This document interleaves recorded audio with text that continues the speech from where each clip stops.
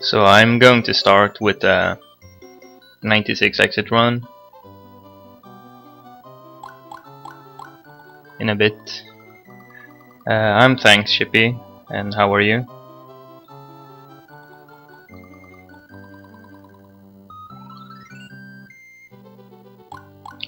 So what you'll see is me doing a slightly different route compared to what other people do. It's generally slower route, but it's faster for RTAs technically. It's slower for RTAs, but you get all the hard and RNG stuff out of the way earlier, so in terms of efficiency, you'll probably save time to get a PB, unless you're going for world record. And this route isn't very optimal because the world record in this category is already very optimized with minor mistakes, despite it being a almost 1.5 hour run. Anyways, so I'm going to start. Hopefully it'll go good.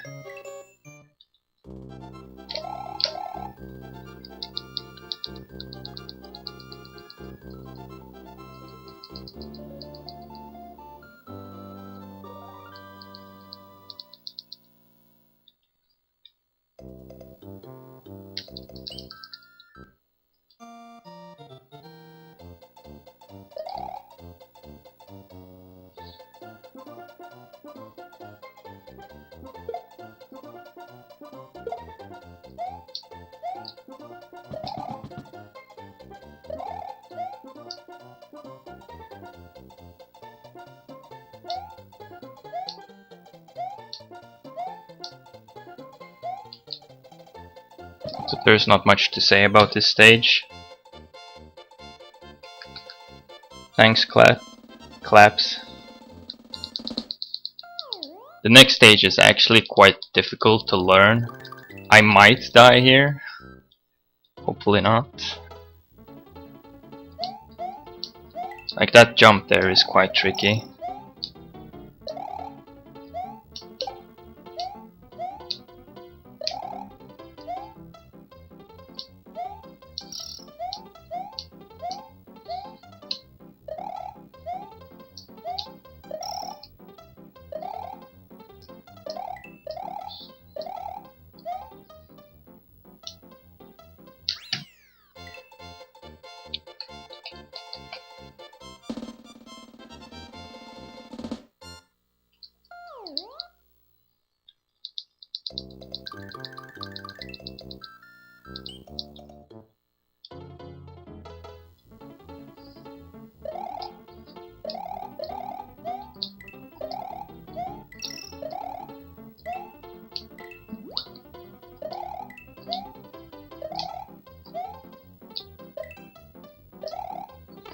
So in that stage you can do a shell jump without landing into the water, but it's input perfect, and if you do it wrong you can die by the shell when you're jumping on it. It's not really worth doing, in my opinion, in 96.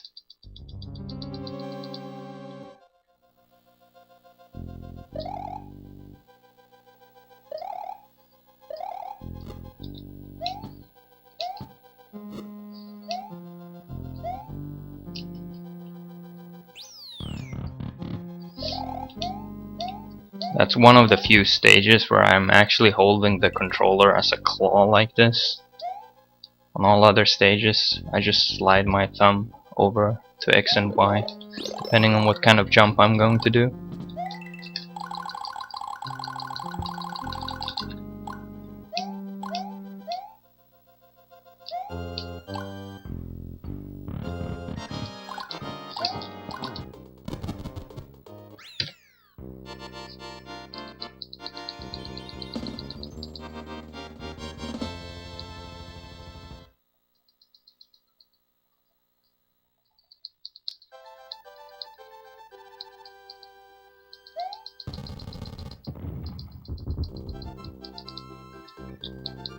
So this is one of the more annoying parts about this game, is Even if you've beaten the game, you cannot skip the cutscenes after beating a castle.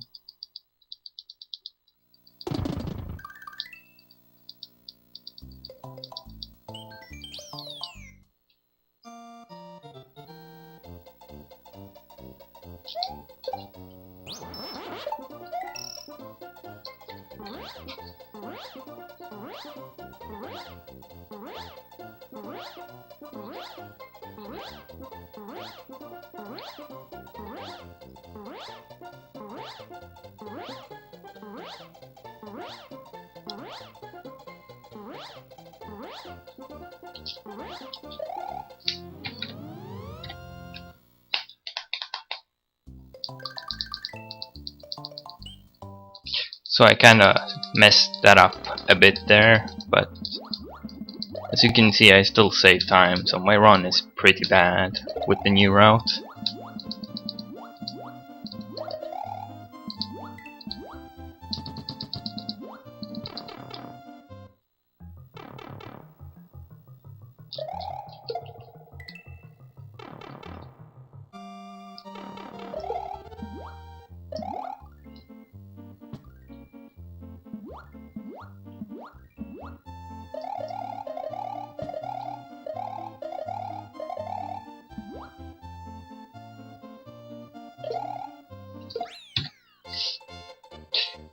Hello, Hero Builder.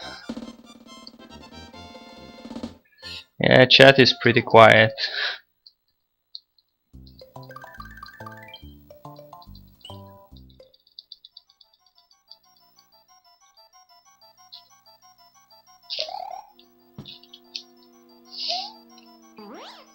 So the reason why I actually do this stage, it doesn't really matter in what order you do this stage, doesn't lose any time.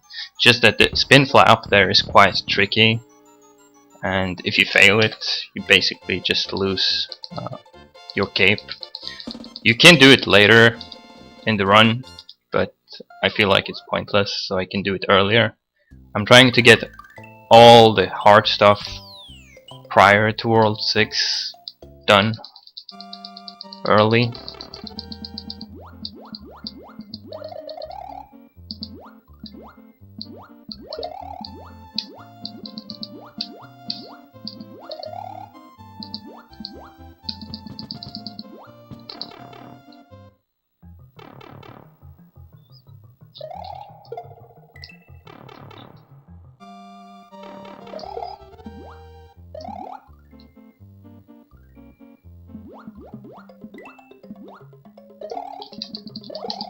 So swimming and hitting things with the shell is quite difficult as well.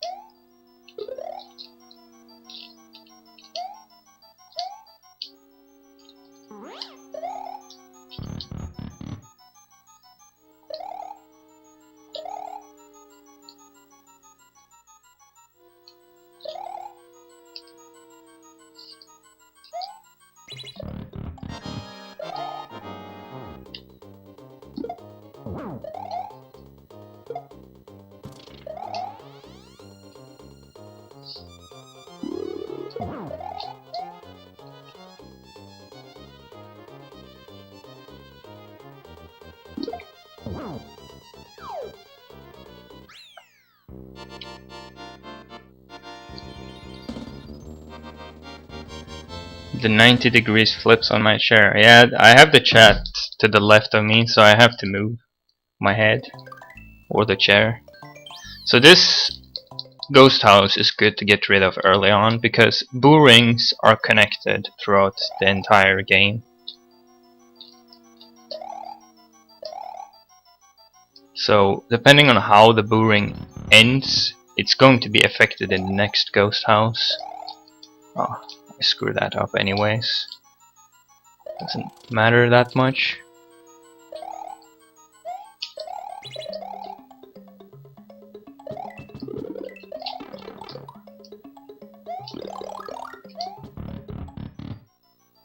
Just go back for a cape.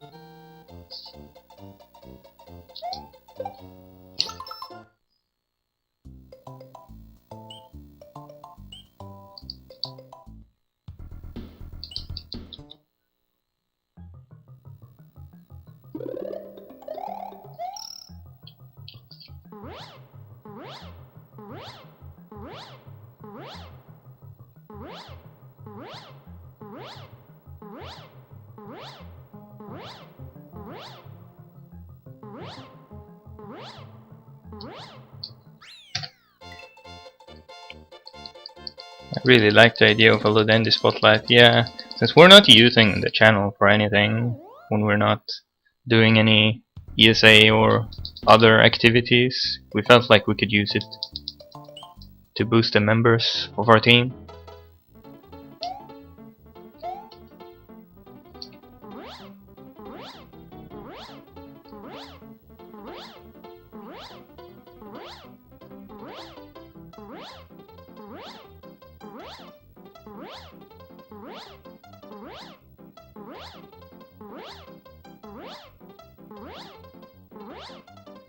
So the good thing about this route as well is we get rid of all the boring flyover stages early on as well.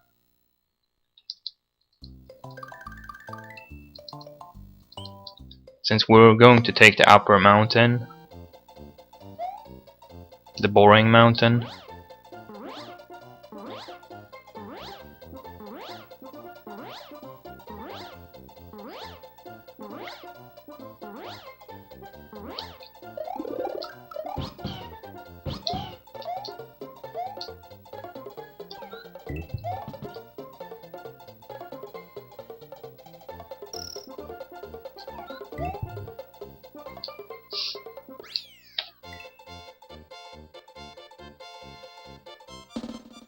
TAS? No.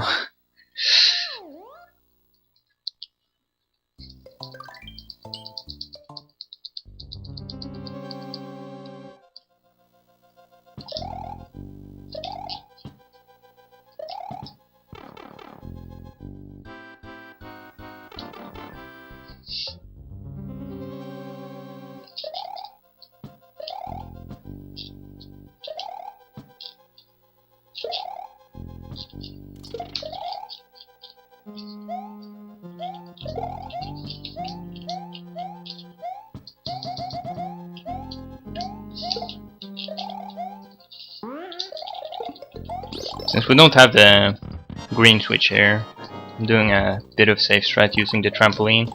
It's actually faster if you do the optimal trampoline strat. Lambie has managed to do a video where he gets a 65 door. 65 or 66 door? I mean, yeah. 65 or 66 door, I can't remember. With the trampoline. And he said he couldn't get close to that optimal last frames. Spin flying all the way up. So, in the upcoming stage, I'm going to dupe a block over a Yoshi coin. Hopefully I'll make it. And then I'm going to grab the Yoshi coin when the block stops spinning, turning it into a different block.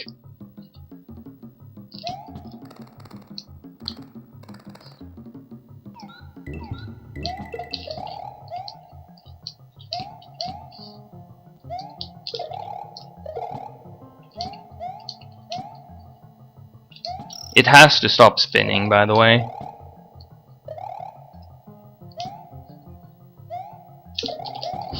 And that spawns wings. When I juke that other block to the left, I spawn Yoshi wings. Since it's a key block, key blocks to the left, I mean to the right, I'm confused here.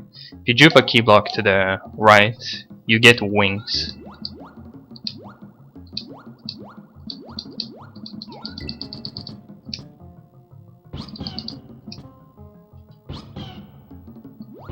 Oh, RNG.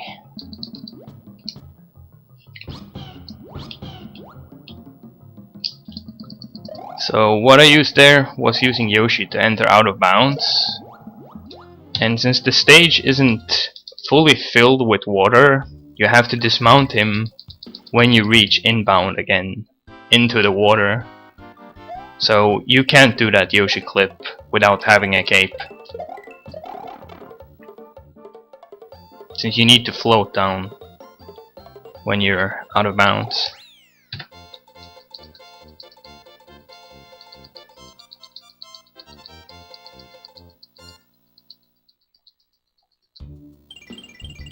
Text faster in Gold Split. The text isn't faster in the Japanese actually. It's just that saves are faster and the switch palaces are faster. Like, they fade faster. Okay, that trick is pretty hard to do, what I just did. Landing and keeping P-speed on that red block.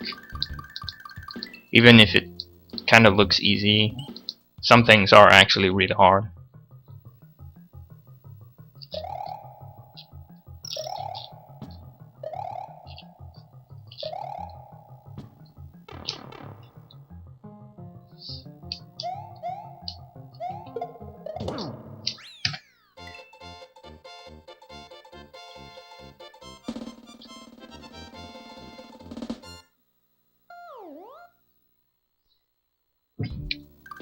I think GTA 5 would attract a lot of viewers, but I don't know if anyone in Team Lodendi speedruns GTA 5. I'm not into that kind of game.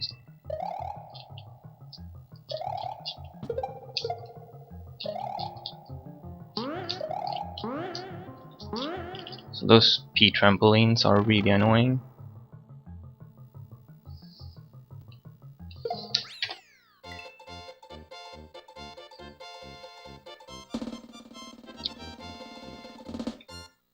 I think like the only difference between the Japanese and the US version, apart from switch palaces and being faster, like they just fade faster. It has nothing to do with the text.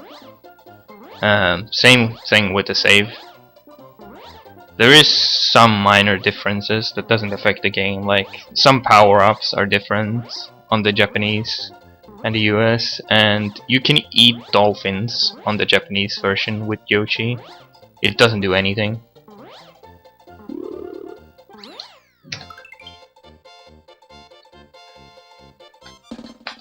Yeah, I'm running on a NTSC Super Nintendo, modded to run SFC games.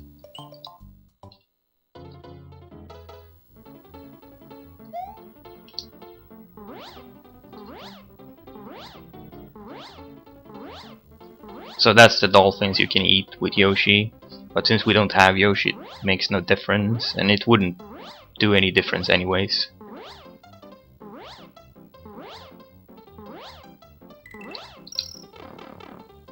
So there's another thing with this game, which is kind of stupid, which doesn't affect that much in 96, but still does.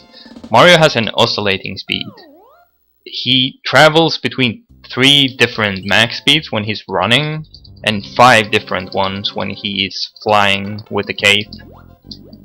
So, depending on his oscillating speed, Mario's jumps alters as well. Like, if you have the highest oscillating speed while running and you jump, he jumps higher.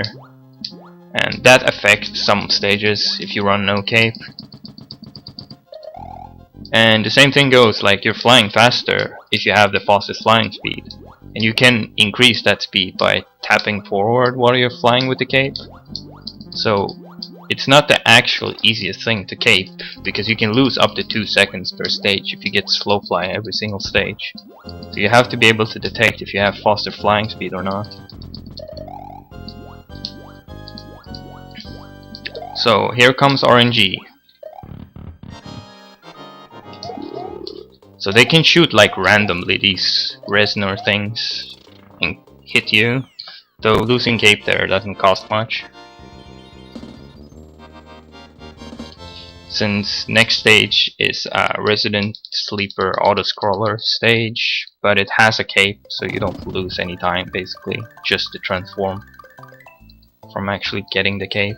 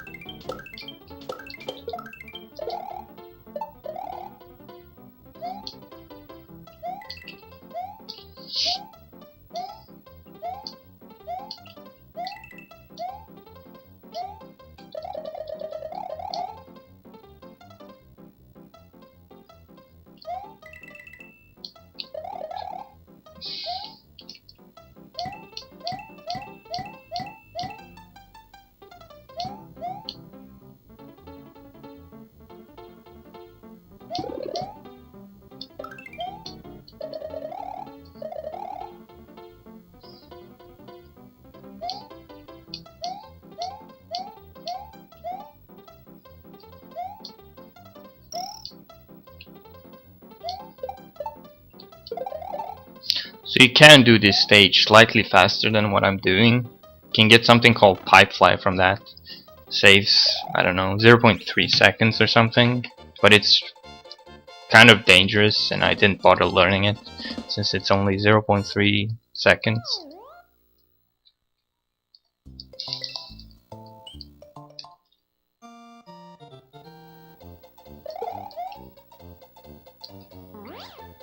Yet another stage we fly over.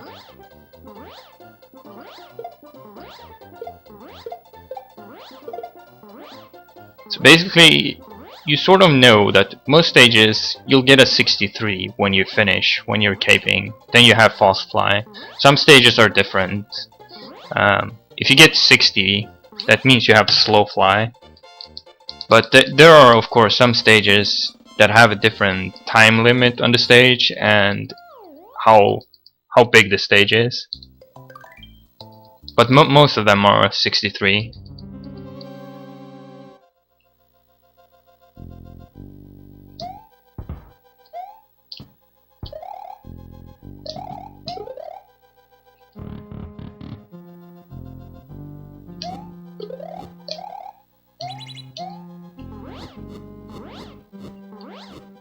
So what I just did there is basically if Mario is caping and runs into an object or enemy, he'll just cape cancel and go back to normal form. So he doesn't get hit and is invulnerable for a few frames as well.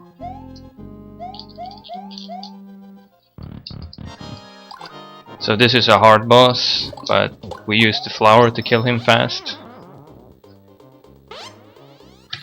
Not really, all the bosses are fairly easy in Mario World, except Bowser in any percent.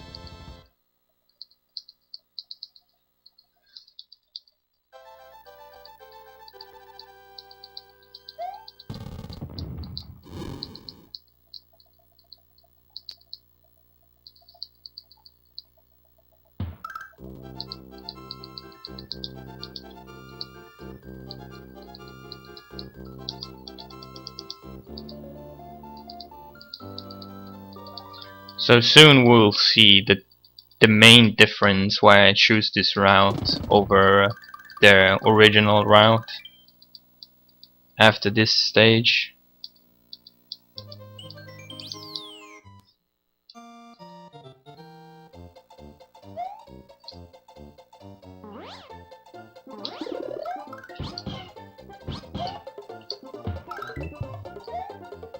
Whoops, didn't get P-speed.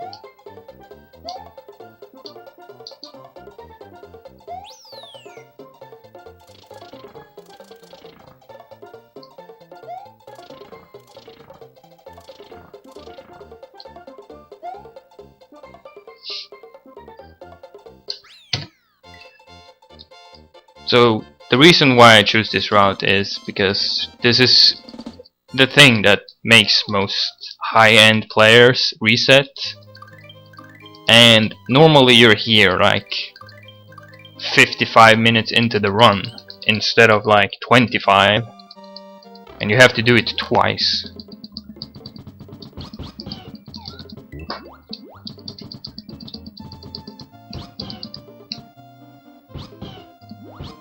So there was the first RNG,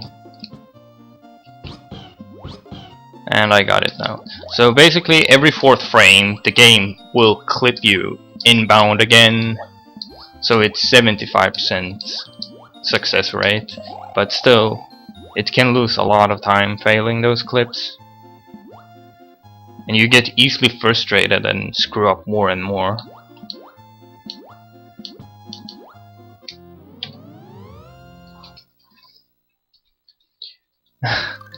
Yeah, settling cloud is too hard. Like the most optimized cloud strats are really difficult, especially phase 1.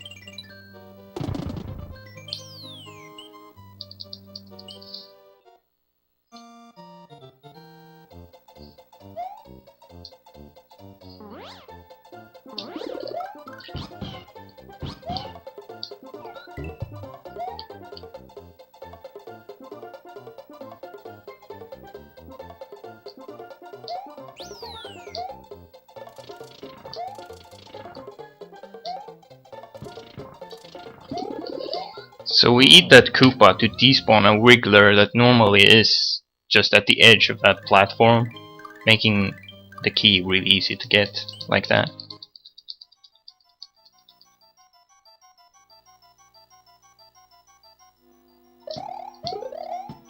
In the other route you have a blue shell instead, making it even easier, so you can just fly with Yoshi.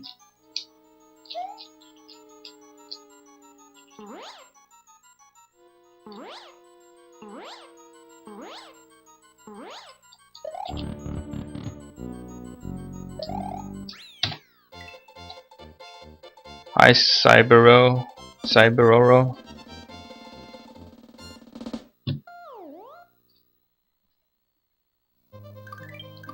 And now we have to do it again.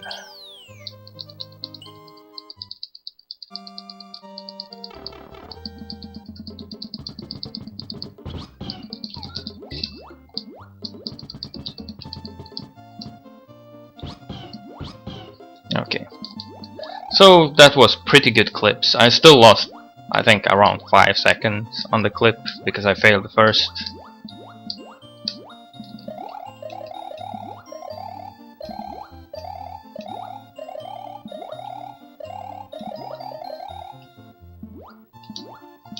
So we can take the upper route here, since I haven't opened the yellow switch which you normally have when you're here, making it less dangerous.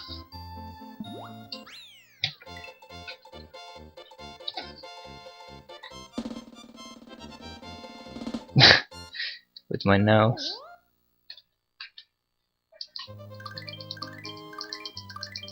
The half moon gives you 3 1-ups at the end.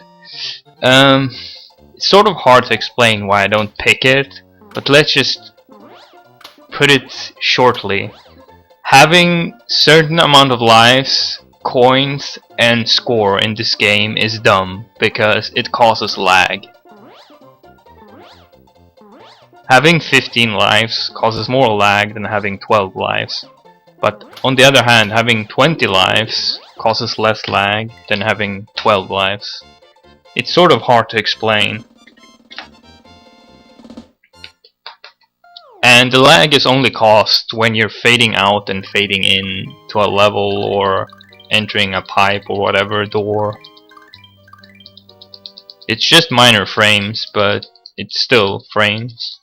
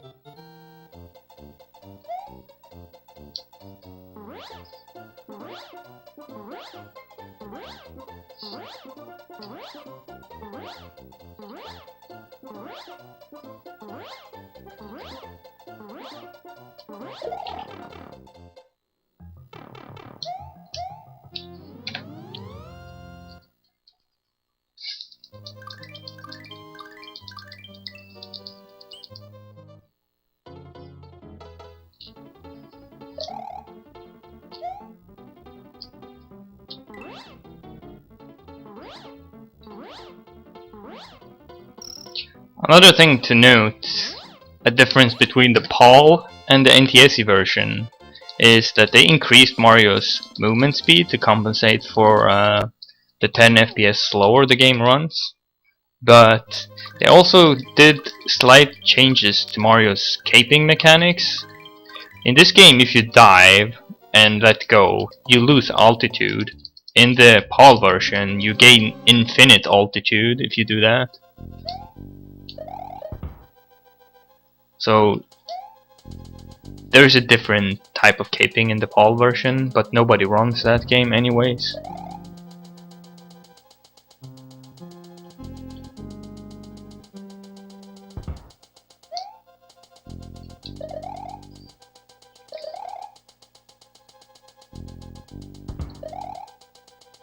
Mario jumps higher in the PAL version as well.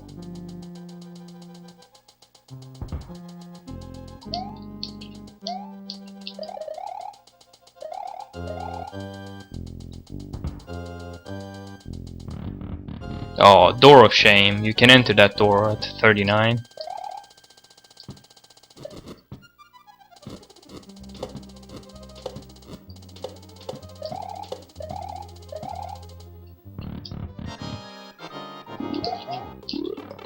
Oh, that's unfortunate.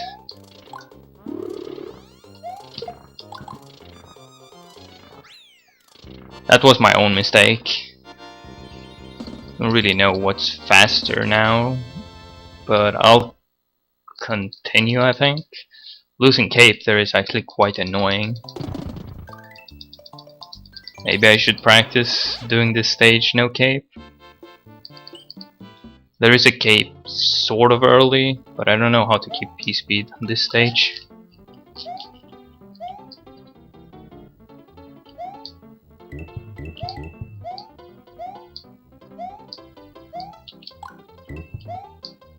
There it is.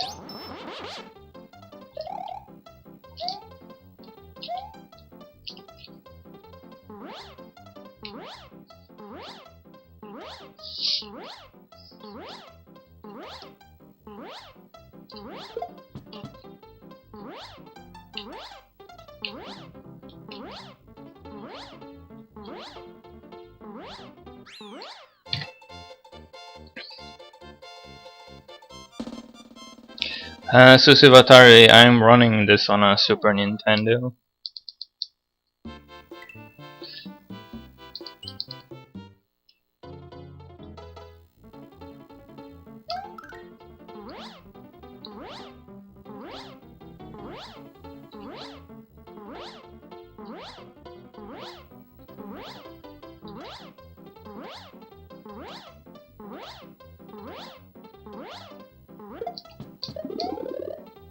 Since we don't have the green switch, we can actually cape there safely, which makes that stage slightly easier over the regular route. Not that it's very hard spin flying that stage. But as I said, spin flying is slower because it's running speed. Cape speed has 2 faster speeds, and I just screwed up caping here.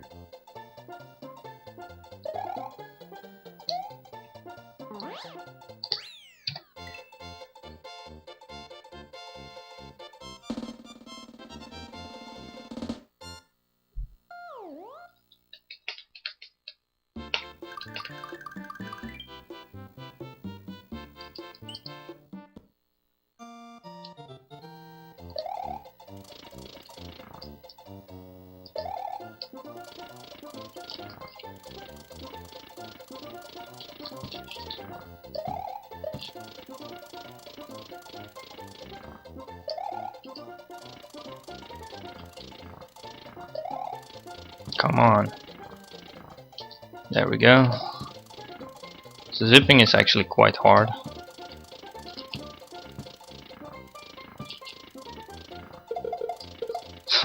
This is horrible.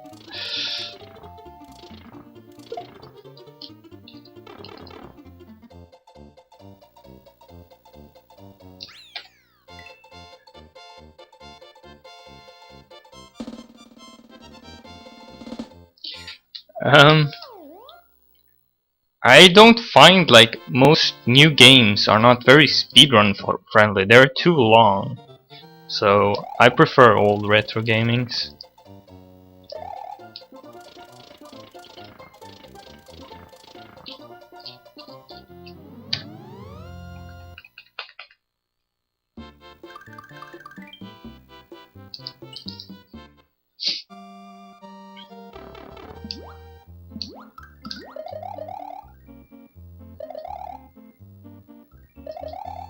Like 2 hours is a pretty good time for a speedrun. More than that, it must feel like devastating going 4 hours in a run and then you screw up something that cost you like 5 minutes or something. And it feels like you waste your entire day.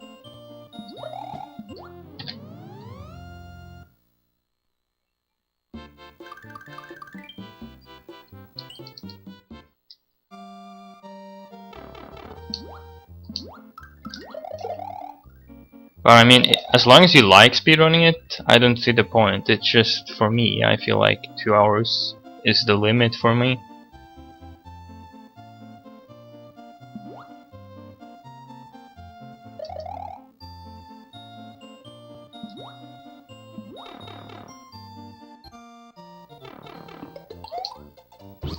Okay, now Yoshi didn't get kicked.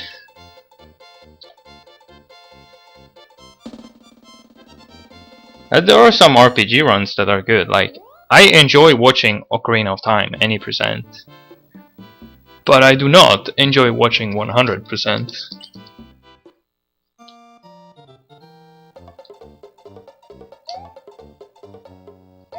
And I enjoy watching Lufia 2 and Synth Cave speedruns.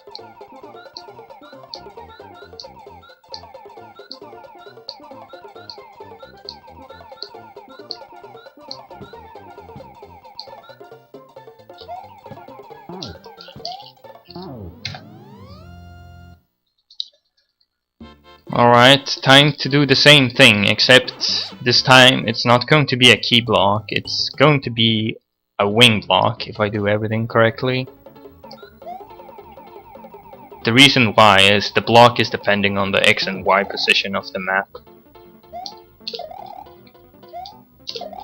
Okay, juke one block.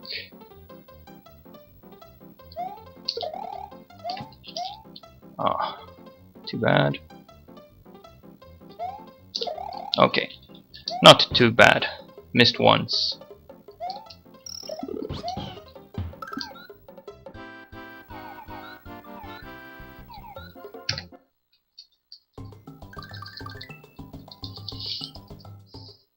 Okay, you can juke wings here, but I'm not going to try it. Last time I did, during DreamHack, it went all straight to hell. So I'm just going to do the easy way of doing this stage.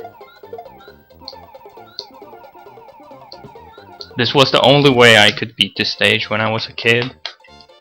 We figure out opening the switch, jumping over to like a column of brown blocks and just eating a shell was the way to go.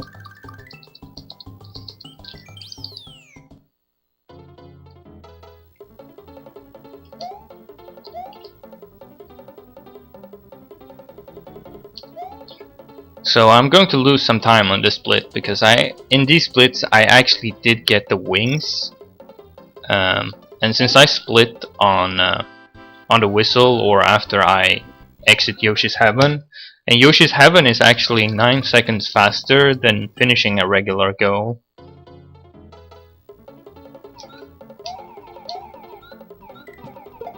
But all in all, I save time.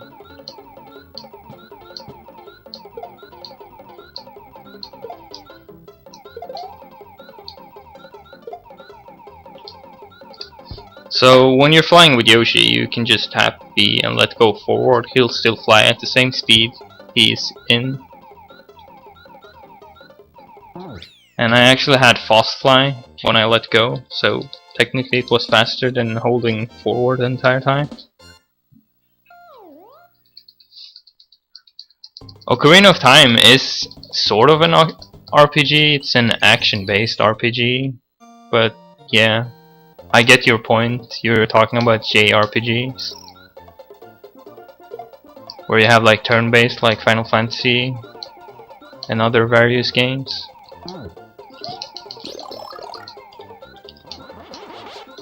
One thing I've never understood on this stage is sometimes when you drop that cape, you instantly transform without the game like stopping for a second.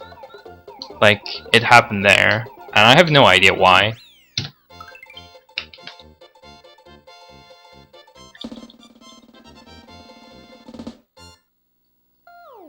So weird.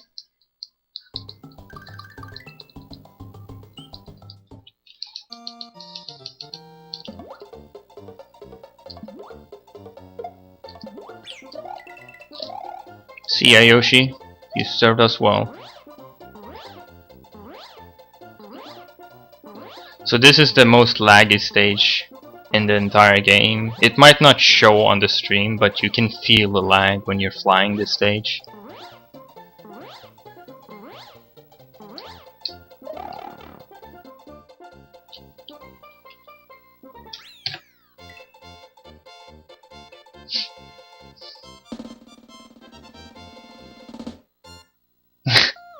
Practice is more fun. Yeah, I hate practicing, but I mean, it's the most efficient way of learning something, is to grind something out until you get it consistently, or find your own way of getting something consistently. Like, I don't mind losing 1 in-game second or 1 second for something to be 100% consistent.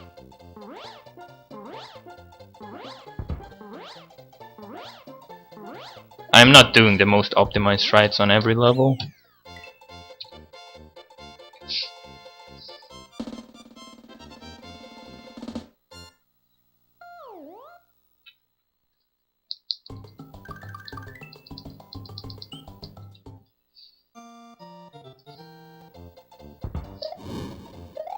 This stage, for example, will not have a 63. As you can see, you start with 200 seconds instead. Fast fly is 139 here, and it actually affects a lot on this stage because it's long. I have the second fastest fly, I believe, and I don't want to risk getting slower, so I'm happy with that fly.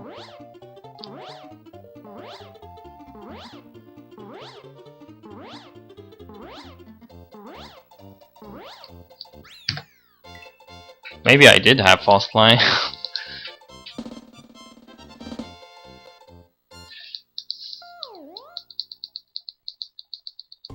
As you can see, I saved a whole second there. Getting slow fly, you save like 3 seconds on that stage.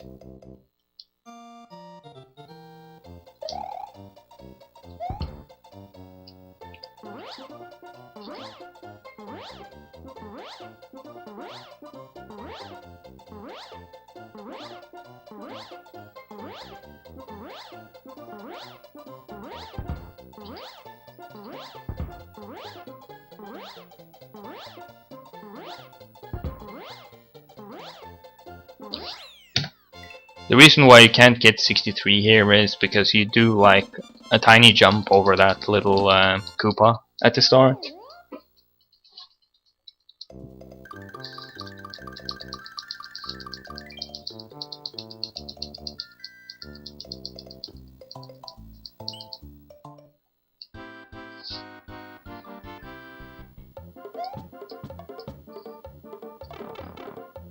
I'm not doing the most optimized strats for switch palaces. You can cape this this little tunnel there to save 1 in-game seconds. I don't know how much time that is in real time, but It's really, really difficult, and if you fail it, you lose more time on average.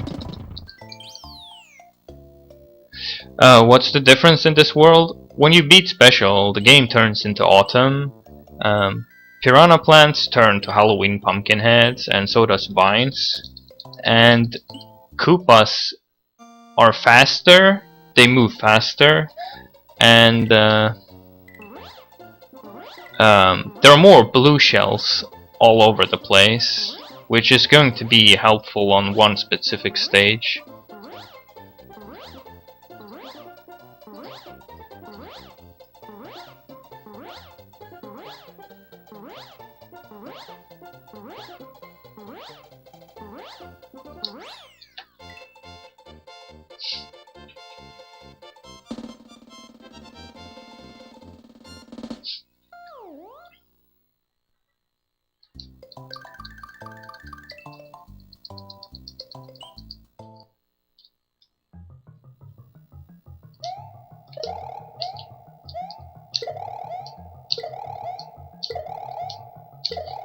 So since we have nothing better to do, we just juke some blocks for fun.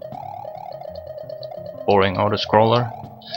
Actually, there is one trick in this auto-scroller which makes it sort of not easy for beginners.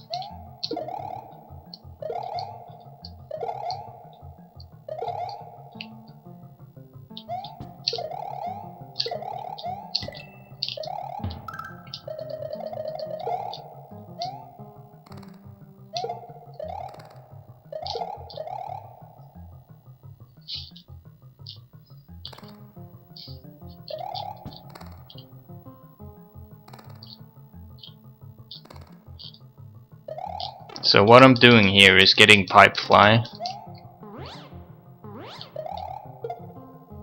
When you take off, you have 80 frames to go into cape mode, even after landing. And that takeoff meter is still there when you exit pipes and doors, making you go slightly faster.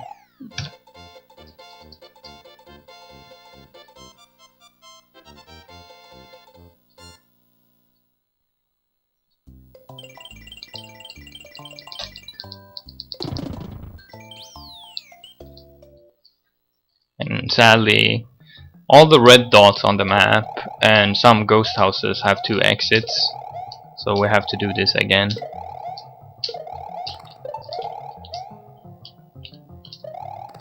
Since slopes are bugged in Super Mario World, we can just throw that through the slope. We can put him up there, because he likes to be there.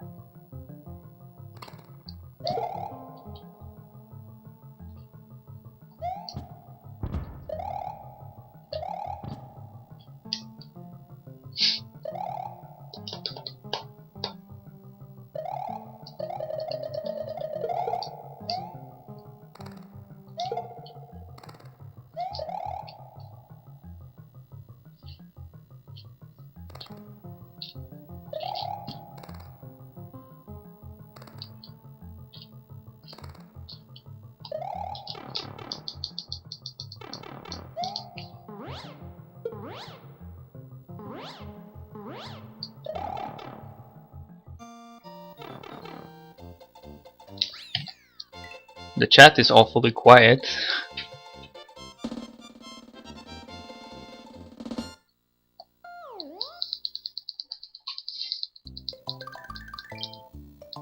Alright, so we're doing the normal exit now.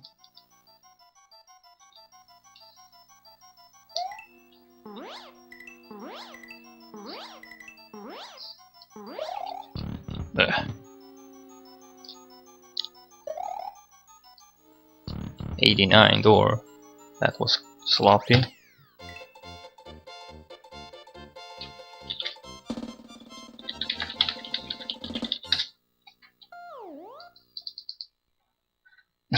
Walking the dog and watching stream at the same time. Awesome. Alright, so we're back to World 3 now.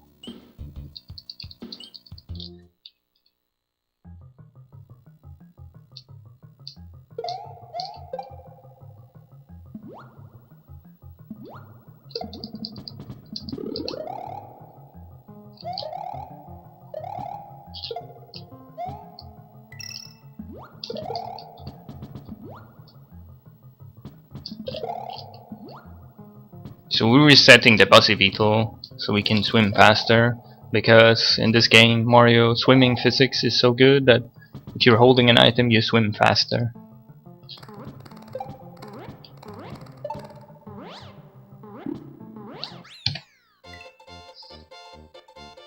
'96 exit is 100%. Takes all exits.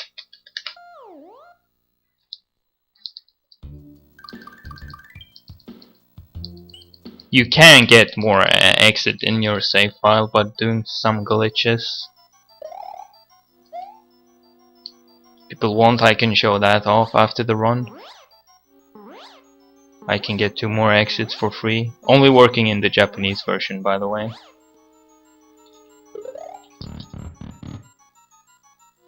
The US version has a set limit to 96.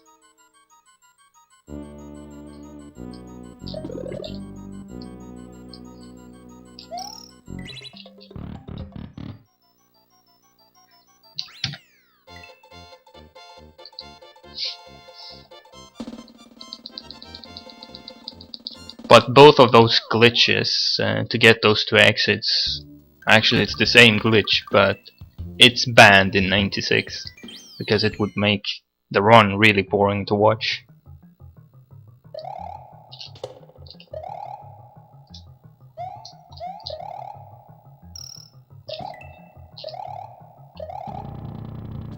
So that's a really hard and tight to get P-speed.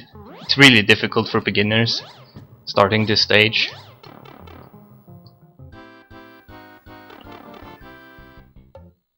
To get that spin fly over there.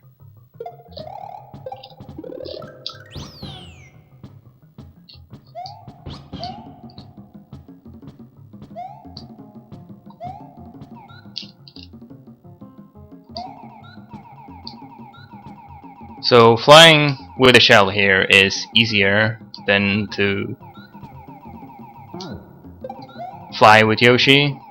It saves time as well if you grab the shell optimally, which I didn't, but still saves time.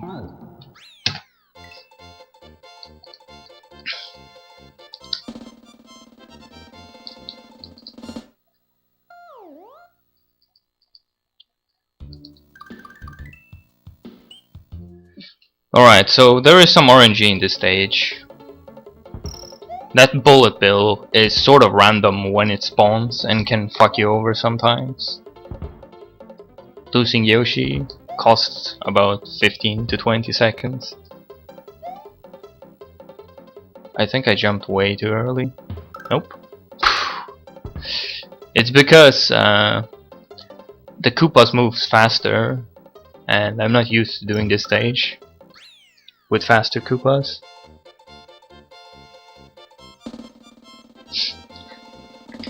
So in Castle 3 there are enemies called Magic Koopa. We really hate them. They are RNG based where they spawn, sort of. I'm doing a slightly slower and safer strat by killing him, making him not reappear for a short moment.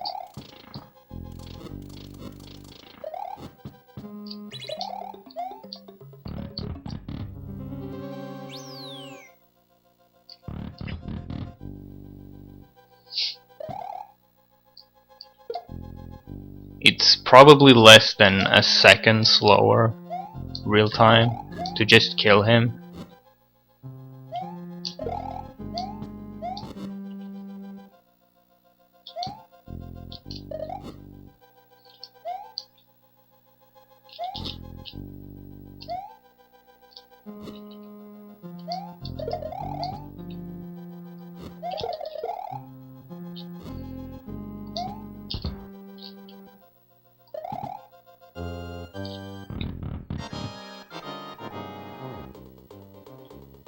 A bit of RNG here where the boss will spawn, kind of annoying.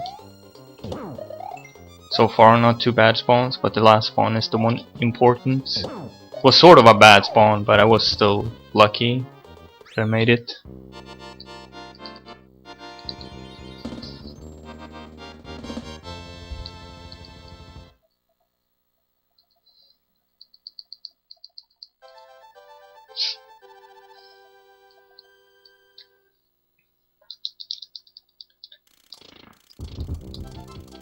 So that's basically getting all the hard stuff out of the way.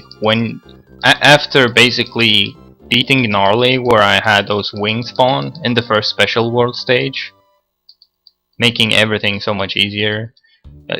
Vanilla Dome 3, the stage I talked to you about, which is sort of hard for beginners, is pretty free once you're really good at this game.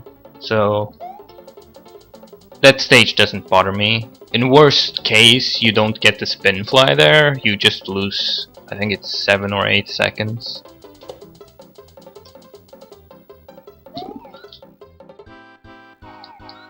So that's the reason why I wanted Yoshi. The world record for this category is 1:23:37 by Link Dad. He's also in Team Ludendi, you should check him out. And that world record is already so optimized that I think it will last for a very, very long time. Because at the end of this game, there is a sort of 2-frame difficult trick that saves 12 seconds. And let's just say, if you don't get that trick, you die. If you're going for it, that is. And he nailed it.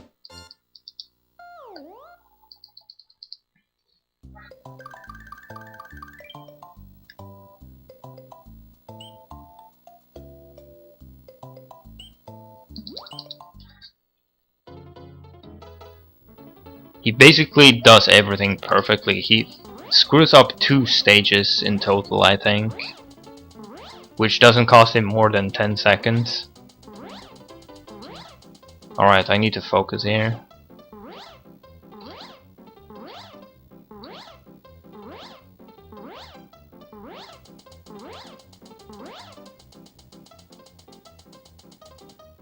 Alright.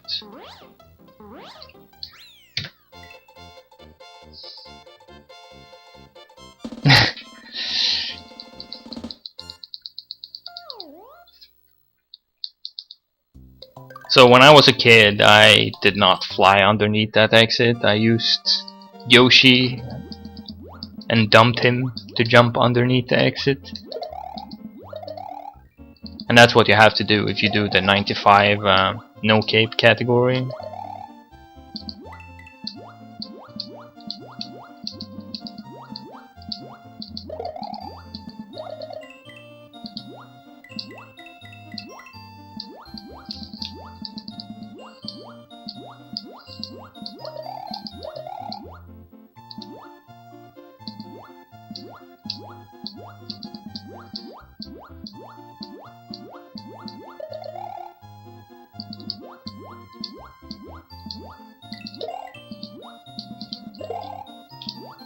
So I delay there for a bit, just a few frames.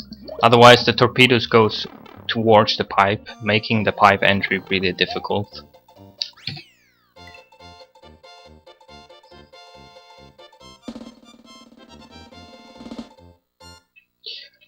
For people who actually want to start speedrunning this, there is like a big community, and we have basically a video for every single stage, from no cape to small Mario, on the wiki page.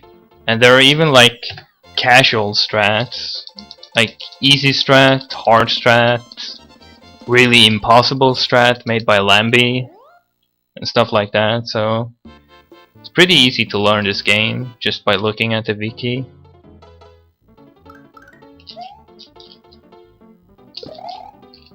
So what I did there was item fly. If you grab an item while you're caping, you can cape with that item. Whoops. Wrong stage. Actually, I'm supposed to go here.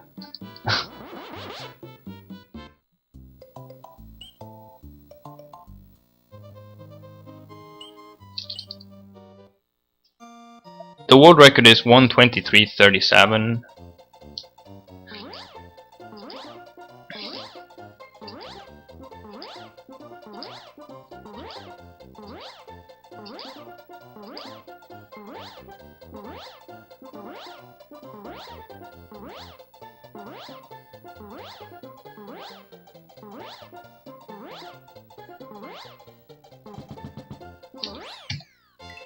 So I lost a bit of time there because I entered that stage.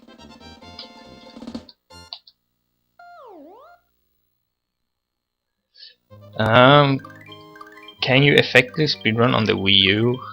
I don't see a point in being any version differences.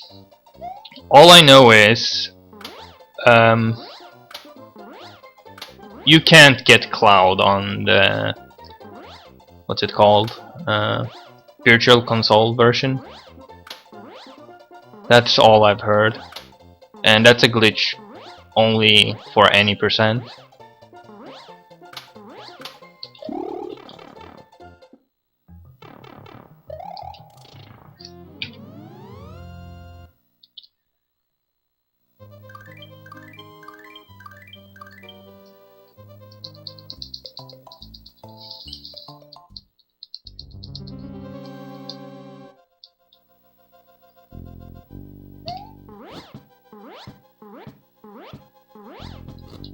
Oh, that was very sloppy of me.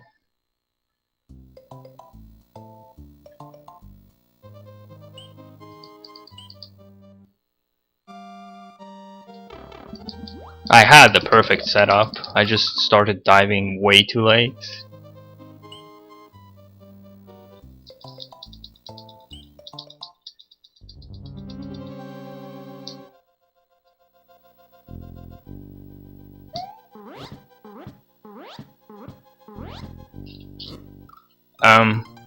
Why didn't he dive there? Like, really weird. Sometimes when you're holding forward, after just a tiny little cape there, he doesn't go into dive mode, he just goes normal. Well, RIP PB, I guess.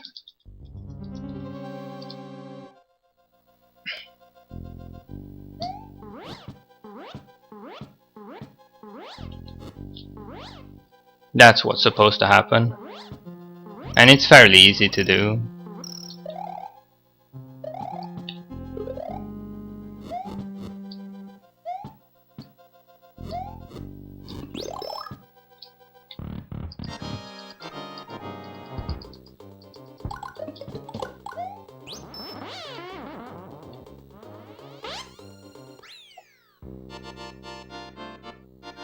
Yeah, settling. It doesn't work like that because you can't use the same setup every time because of Mario's oscillating speed. So you sort of have to find a visual cue, and I'm using the background where I need to dive. There is sort of a pillar just before the first potaboo. That's when I start diving, regardless of how high I am, and it always works. Except that I started diving way too late the first time, and the second time, I don't know why the dive didn't work. So that's why I don't really count how many capes I have to do. Because you can get fast fly and reach to that place with 3 capes, which sucks. So it would be so much easier if the RNG speed wasn't there. So when you shoot out of that pipe with takeoff meter, you have faster flying speed, as long as you don't press forward. And it saves about a second.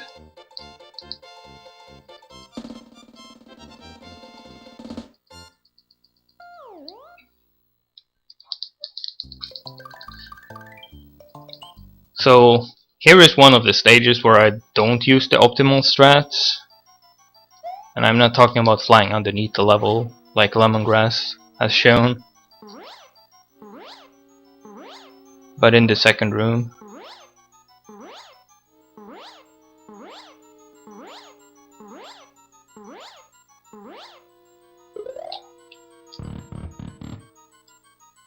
So what most people do here is actually do a cape cancel on this boo ring and spin jump up. I'll just do that. It loses 1 in-game second, and I'll take that any day.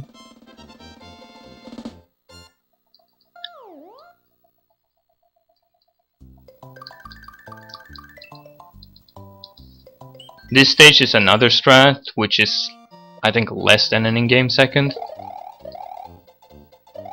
I do a left-right at the beginning. Whoa, I even got 91. I normally get 90. I must have done that really perfectly. Okay. Well, that was weird. Losing time all over the place now. So what we're gonna do now is... hopefully I can do this.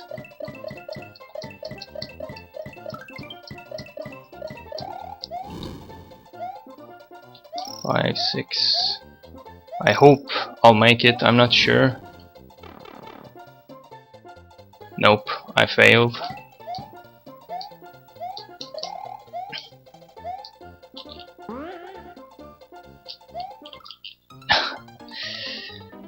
It's just faster to go back for a cape, I guess. Being small is really difficult. What you want to do is that stage is dependent on how many coins you have and the time. And if you have 22 coins, you get into a room with a cape right away.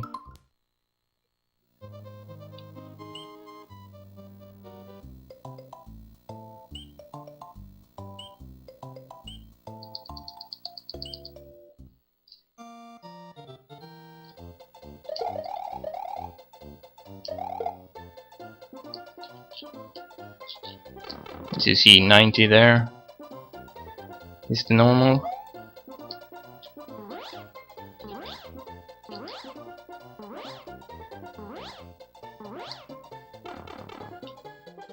I stopped caping too early, and that's why I lost cape.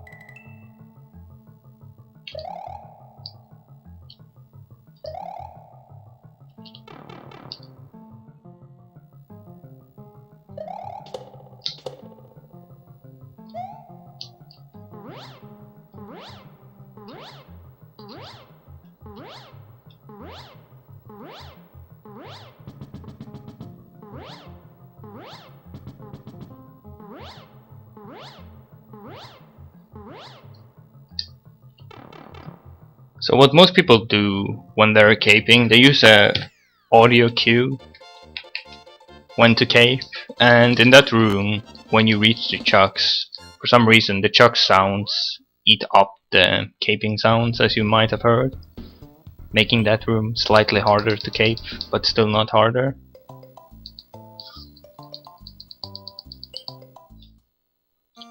So it's time based as well, this stage, so we're just going to take it slow. I'm going to get a backup cape here. Yoshi coin dependent as well on the last room.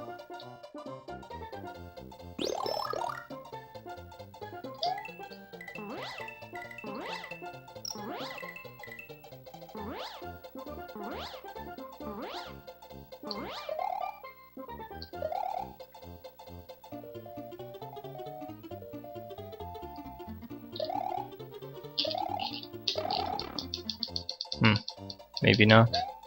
Okay, I got it. So you have to go into that pipe at 49 or below, because otherwise you'll get the secret exit again. And then if you have 4 Yoshi coins at the end of the sort of last pipe, you get the best exit thingy, which is the fastest.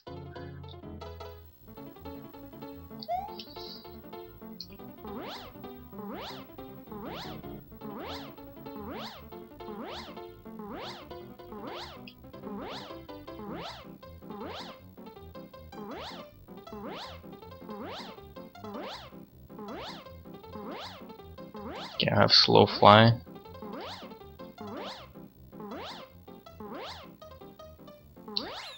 So Ice Fan and RNG God.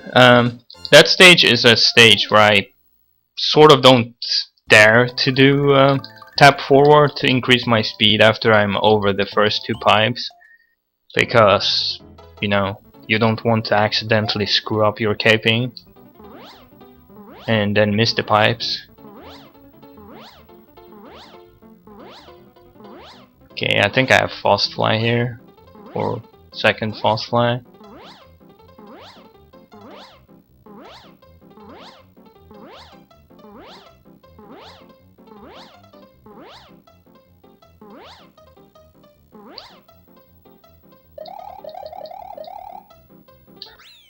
As long as I don't press forward when you release caping, you keep the same speed.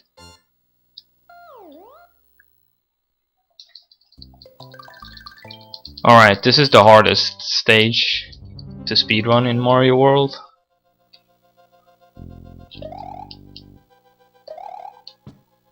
Okay, I fucked up that, but I can try and do the backup strat. Okay, I got the backup strat.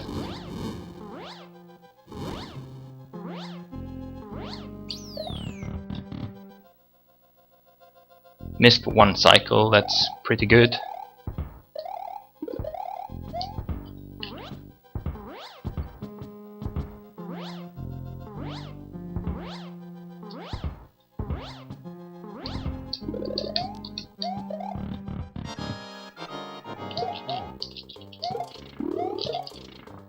That's how Resno should behave. Do nothing.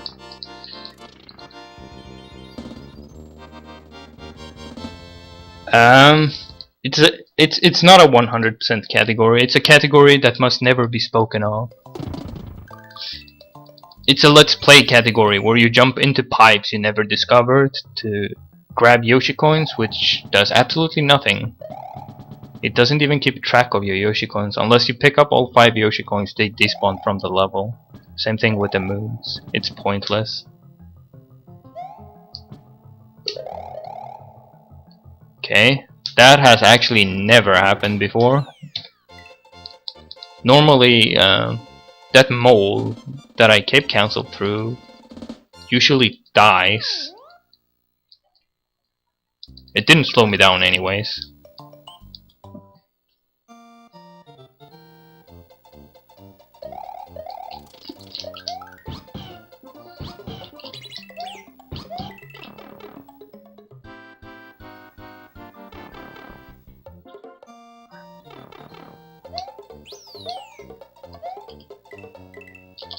Ugh, I actually made it.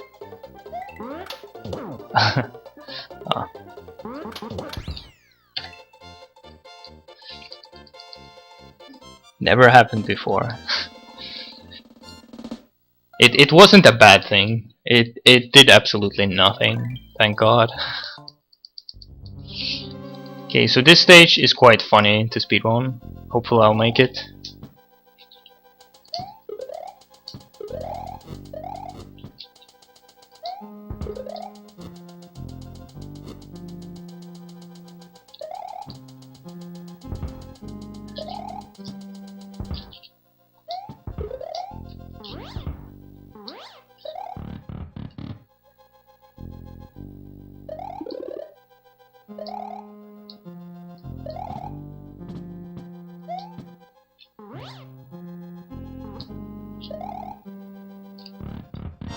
Good enough.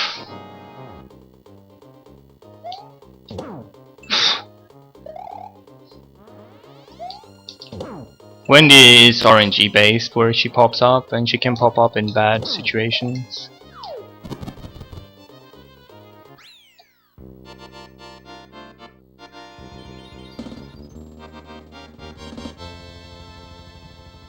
One-man raid.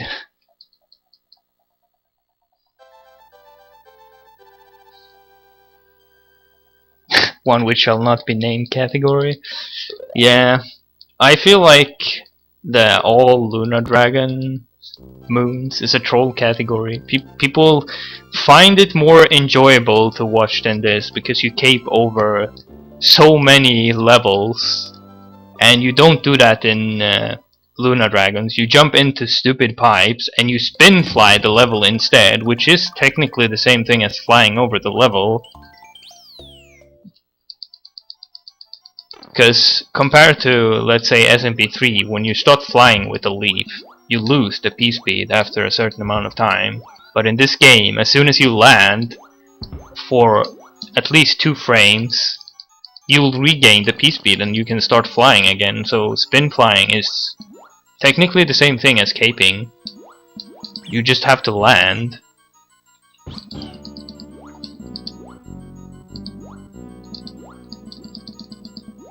Sure, there are some cool things in the Lunar Dragon strats and stuff that I really enjoy watching, but most of the time it's just boring. So what I did there with the damage boost is I despawned a boo ring just at the spikes there. This is supposed to be a boo ring, but for some reason it doesn't spawn if you do 2 damage boost at the right time.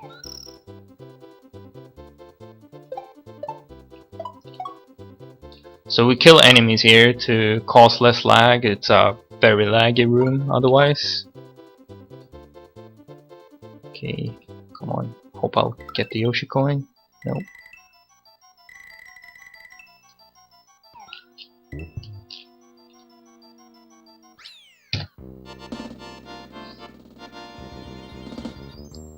You get to see the level. You get to see pipes that leads to nowhere.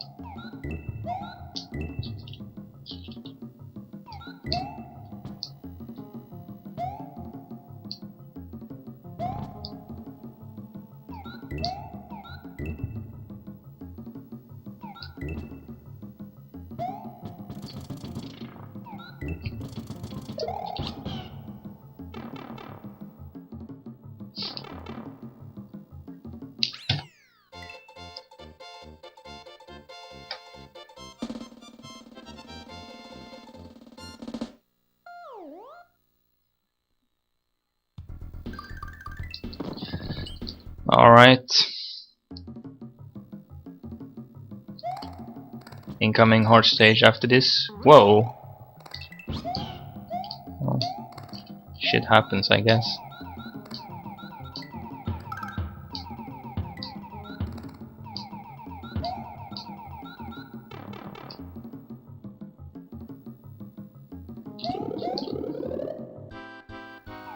Apparently that stage was hard. The world record for this is 123.37.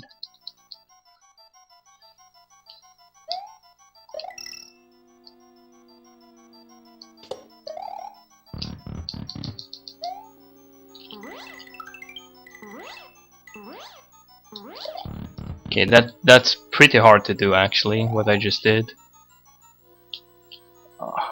Entering that hole is really annoying. Okay, got it, second try. Good enough.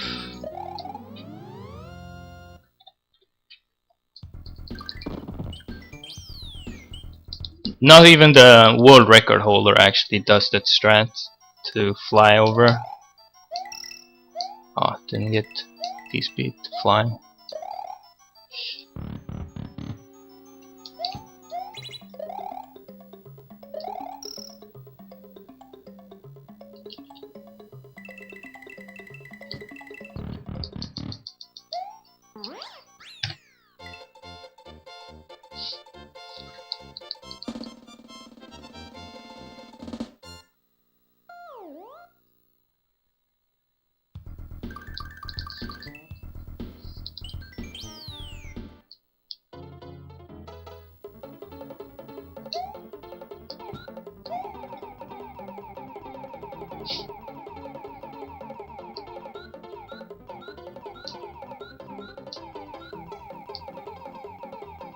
So in my opinion, this is an easier strat than the thing people are normally using.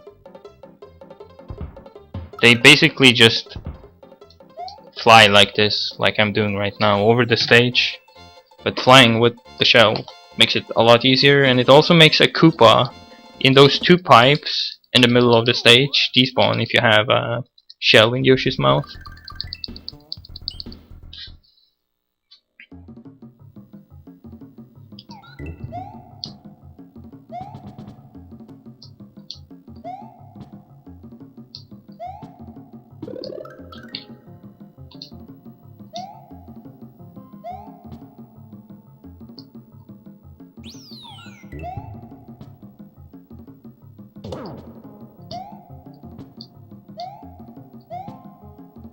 Uh oh, that's fucked up a bit.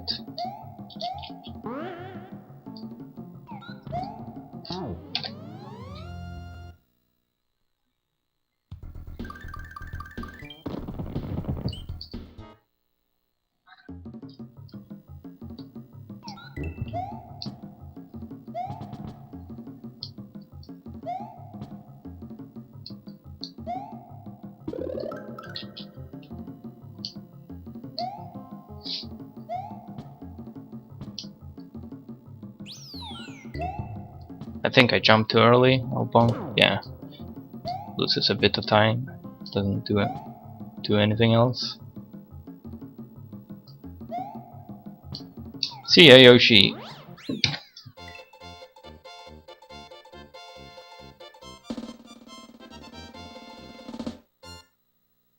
Please like and subscribe. Alright, Castle 7.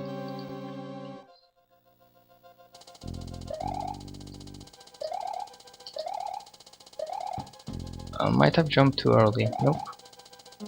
So this strat is also slightly slower. People usually cape that room. I make it because it's so easy to spin fly that room.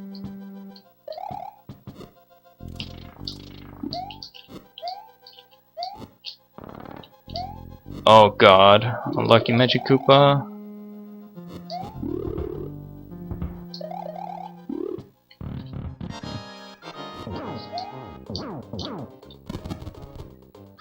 So the reason why I waited at the door there was because I had takeoff meter after doing a spin fly up.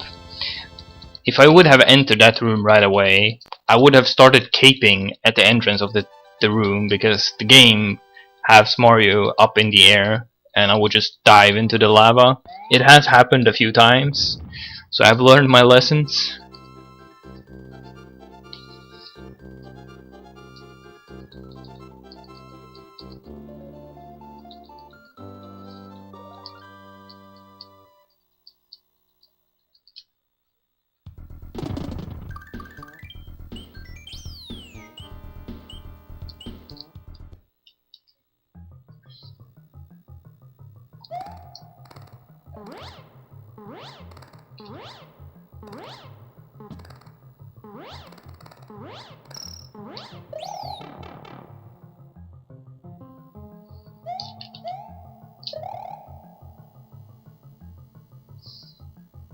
I will not go for the sandbar clip.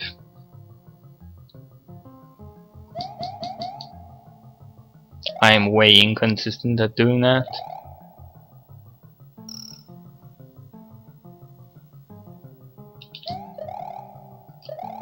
Since I Love Mario teach me how to do that, I've started using that cycle skip instead.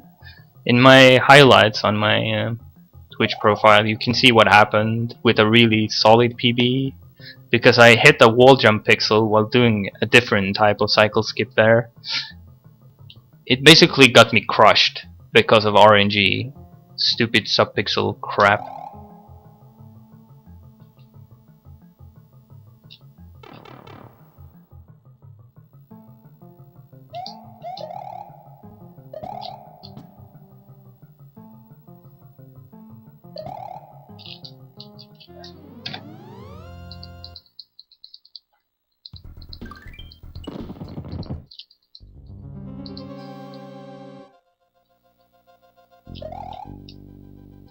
So I scroll the screen so we can cape over here without dying.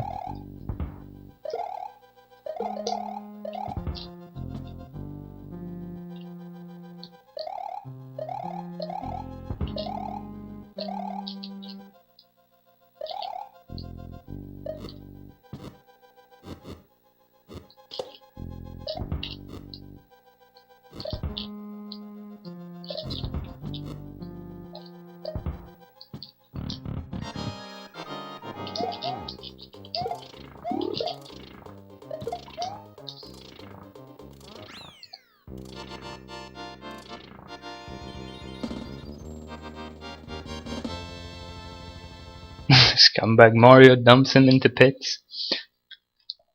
Yoshi is the reason why we have to do so many glitches in this game. We hate him with all our hearts.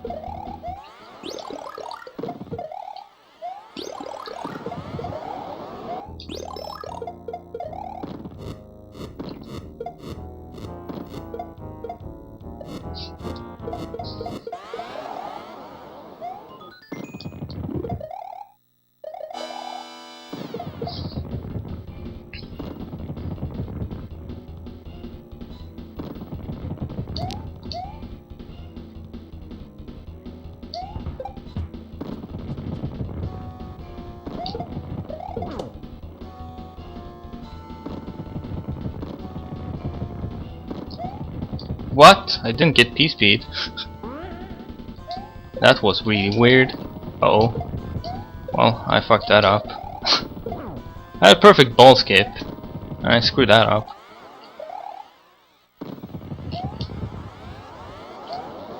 I don't know why I didn't get P-Speed there.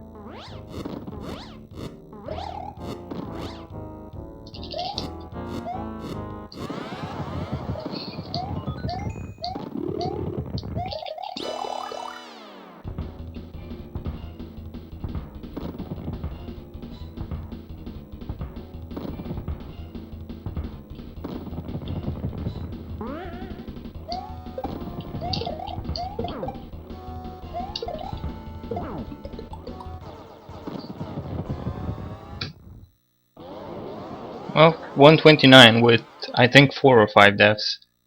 That's not too bad, considering I was ahead of my PB here.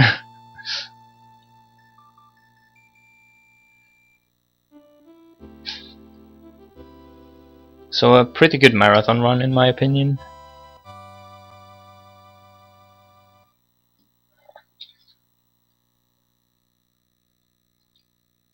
I hope you guys enjoyed the 100% run of Super Mario World. I will do an any percent run shortly. Just going to show a stupid glitch you can do in the credits.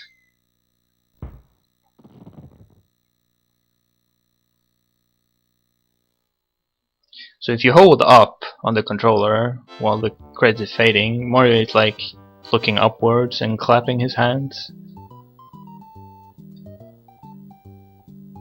Oh yeah, I can show the extra 2 exits.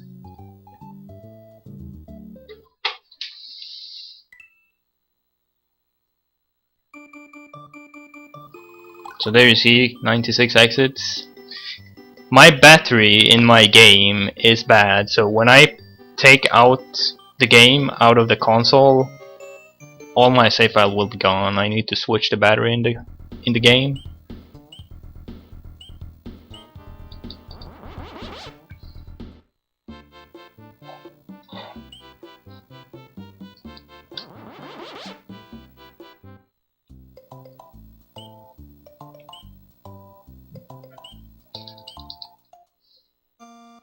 in before I'll fail the glitch. And Sapling is going to make fun of me.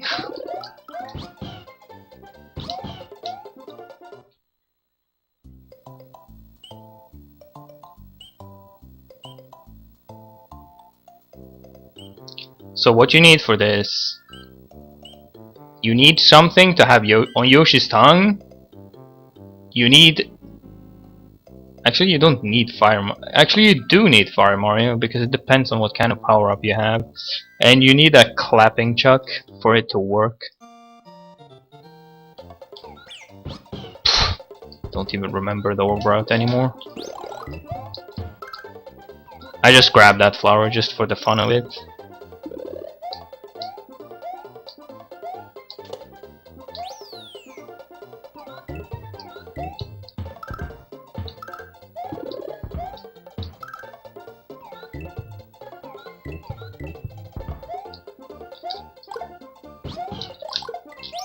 So what I did is, there is a clapping chuck here, and it spawns, and the game doesn't like when there is a null sprite on Yoshi's tongue. After grabbing the coin on Yoshi's tongue, the game doesn't like that, so when the chuck spawns, it spawns instead of Yoshi's tongue and lets you eat the chuck while you normally wouldn't.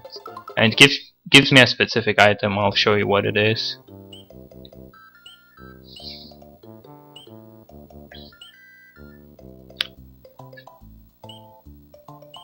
And the reason why this is banned is basically what this glitch does. It makes you finish a level instantly, and it would be a lot of walking back and forth in the overworld in 96 if this glitch wasn't banned, and it would be so boring to watch. So it looks like an enemy, but it's actually the orb from Sunken Ghost Ship.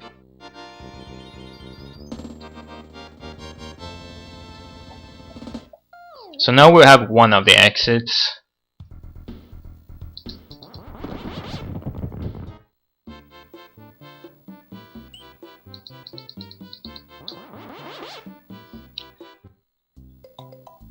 Fun fact is that Dram is the only one in the world on a real console being able to pull off 99 exits. He managed to orb Yoshi's home with the Nakutech Game Saver.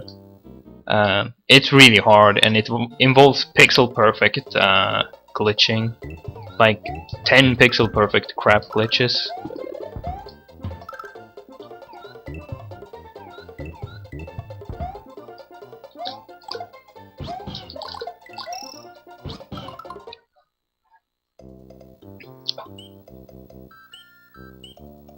You can orb Yoshi's home. There is an exit. It just creates an automatic exit. That's the thing. But the hard thing about orbing Yoshi's home is you'll walk off screen when you grab it, so you have to do a specific glitch for it to work. You have to make Yoshi spawn a mushroom by eating the berries, and it's really hard because you have to juke the berries in a specific way. And after that, when you have to eat the mushroom spawning at the furthest leftmost edge, and then when you're eating that on Yoshi's tongue, you have to drop the orb, and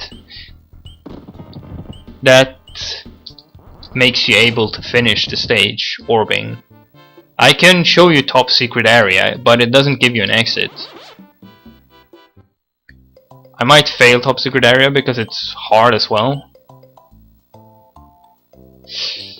Top secret area actually does not give an exit for some reason. I have orbed that before. It just gives you the opportunity to start select out of the stage.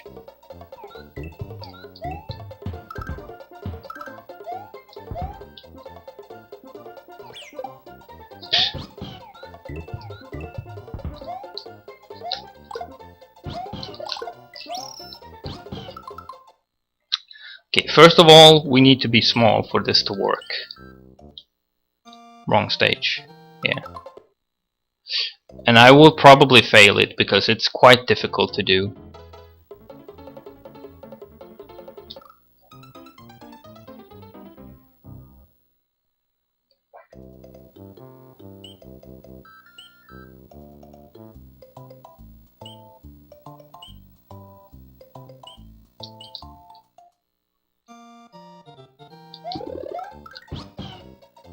I don't know if we need that block, but every time I've done it, it's been with the Yoshi block active. So what we do here is we spawn mushroom. We shoot mushroom to the left. Okay, I almost got it. You saw me eating the thing, but it wasn't active. So I have to redo it now.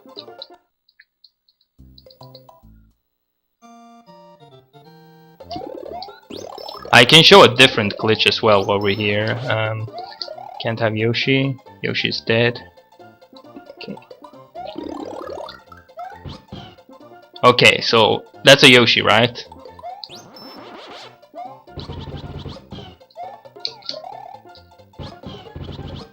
Magic.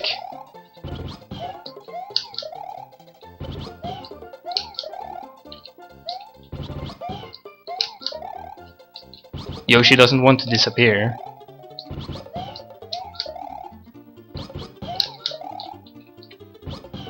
And I think this is the last one. Yeah. Yeah, you have to grab something off Yoshi's tongue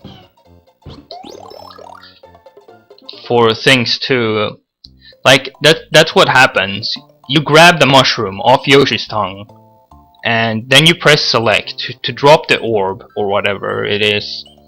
And that way, it will instantly spawn on Yoshi's tongue, making you grab it. But you have to be at the very edge of the stage for it to work.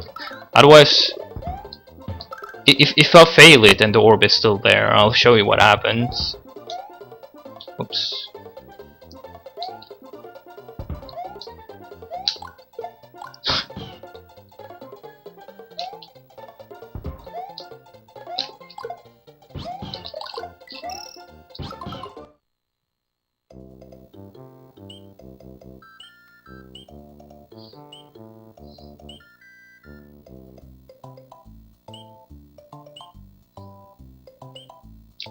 Alright. Oh yeah, I have to be small for this to work.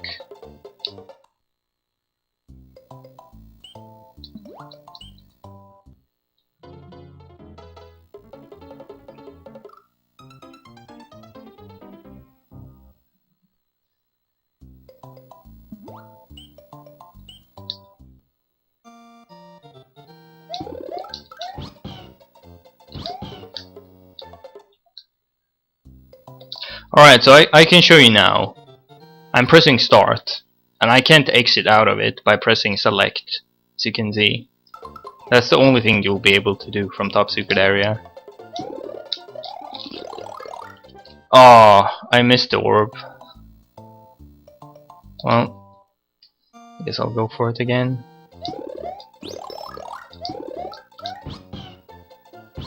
So I can show something different here. Okay, you see me have 3 lives, right? Okay, let's dismount Yoshi. If I make this properly...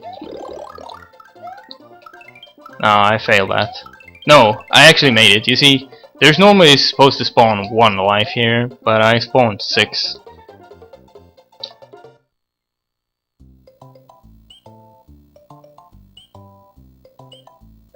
This accomplishes nothing, it just makes you be able to start select out of the stage.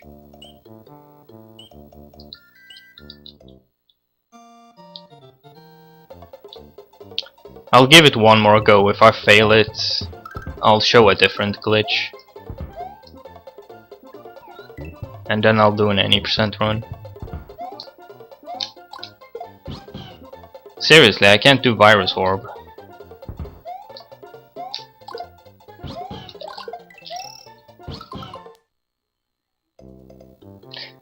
Exactly, but saves frames. Need to call Tompa. Saving frames.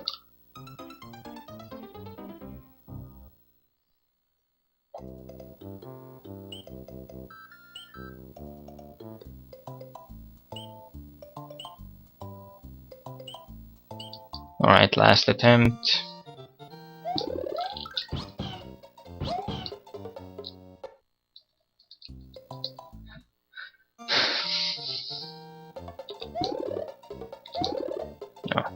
can go out and in again. The mushroom have to bounce to the other side.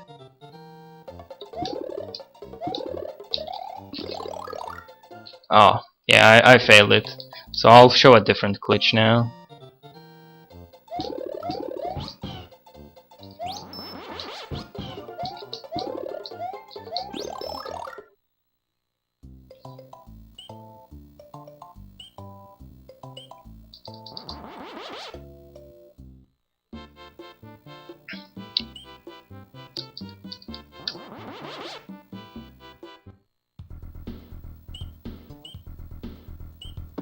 And save the game while we're at it.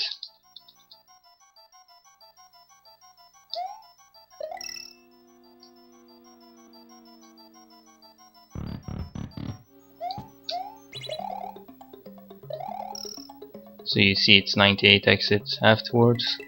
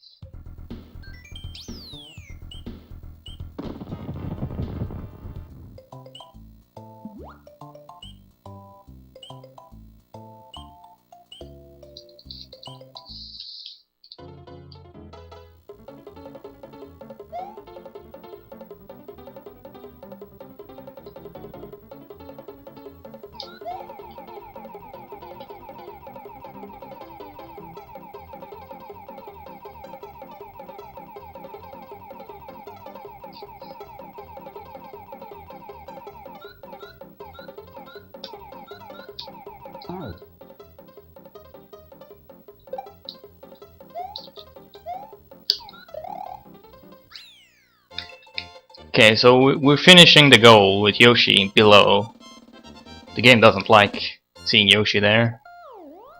So the game goes all like ape shit.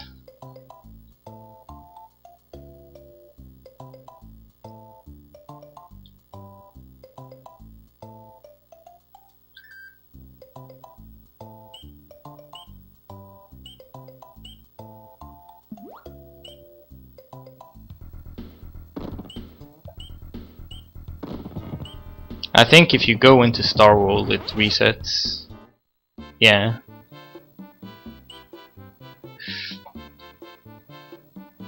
Anyways, I am going to do try and do an any percent run. For that I need to use the US card because getting the cloud glitch on the Japanese card is stupidly hard.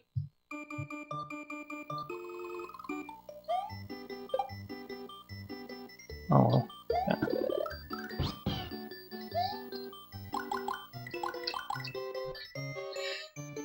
Okay, so you see me do something with the TV now. I play the game in 16:9 resolution because it makes it easier to see fast flying. But when I'm doing the cloud glitch, I actually play the game in 4:3 resolution for that stage. I might fail the cloud for a few attempts.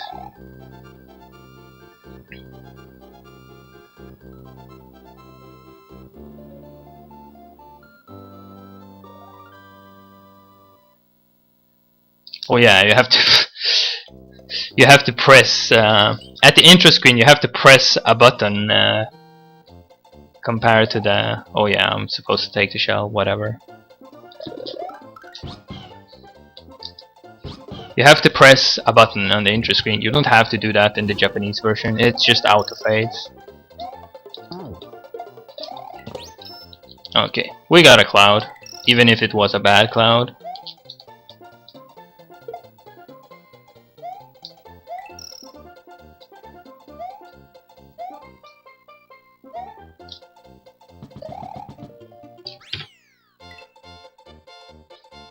And now I switch back to 16:9.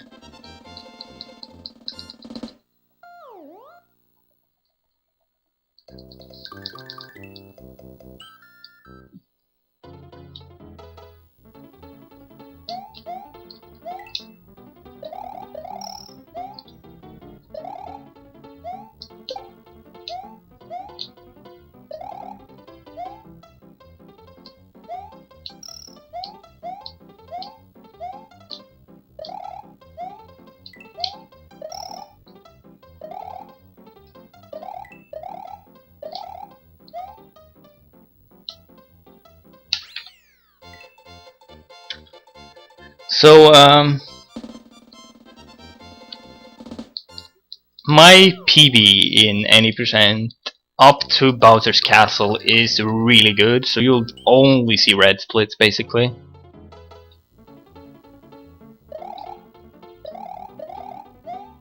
Like if I knew Bowser better, it would have been potentially a sub 950.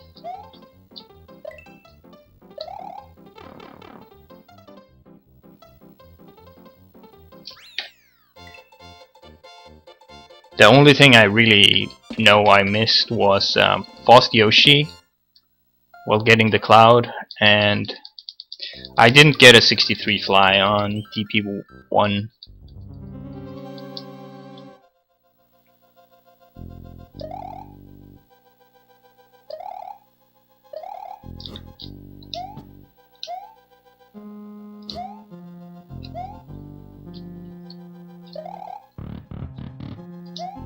So we don't take that to become big, because if we transform with the cape, we'll replace the thing we have in our inventory right now.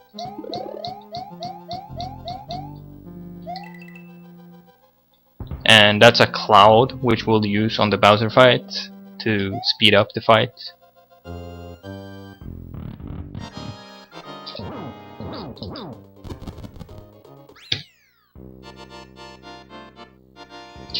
Thanks Claps for stopping by.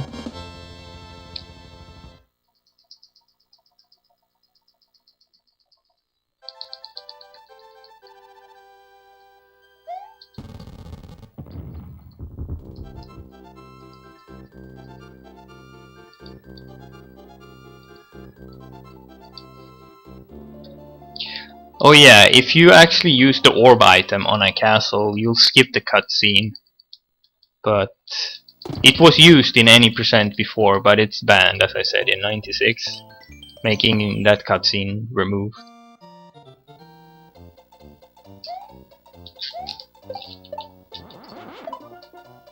I lost P-speed for some reason.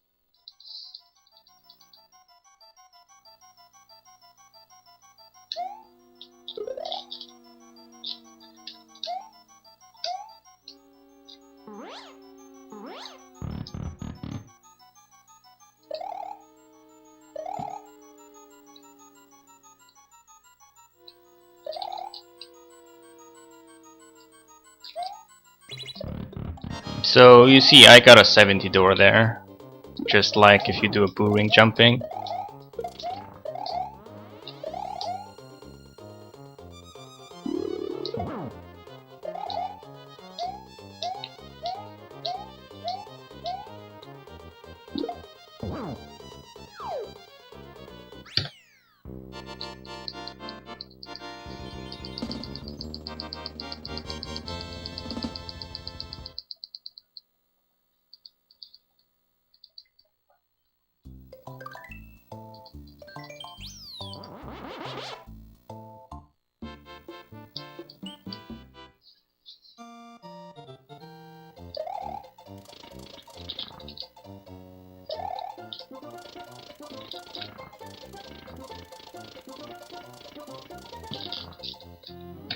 Sloppy zips.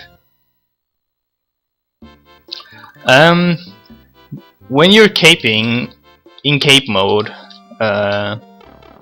in this game, and you go into something that would damage you, even spikes, the game will just remove your caping stance or whatever and make you invulnerable for a few frames. That's basically what it does.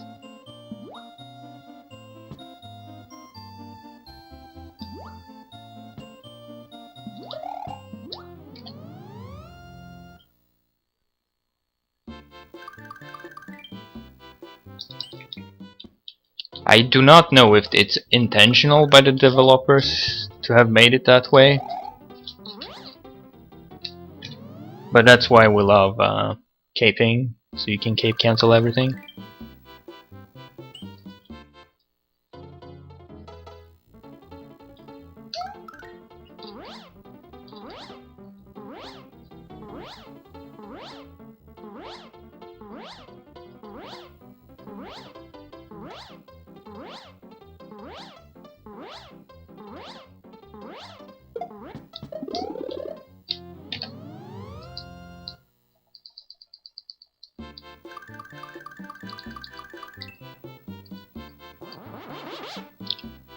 Alright, so this is the shortest route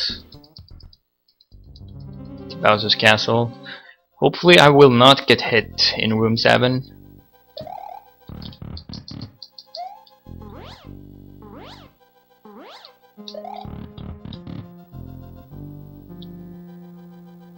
I were considering taking room 5 like a baby.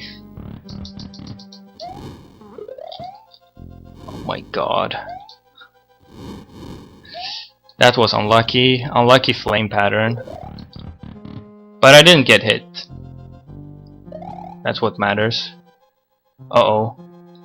Yeah, that was way too early. So what I really want to show off is the cloud, so...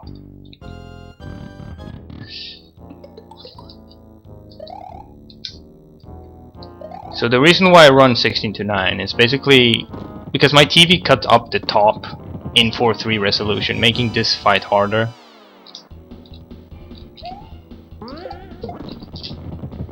No, that was really sloppy face 1.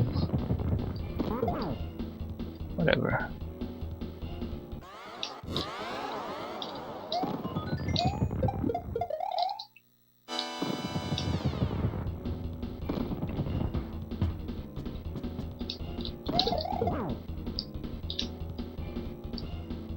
Uh-oh.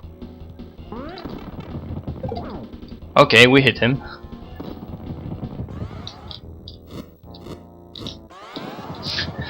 Whew.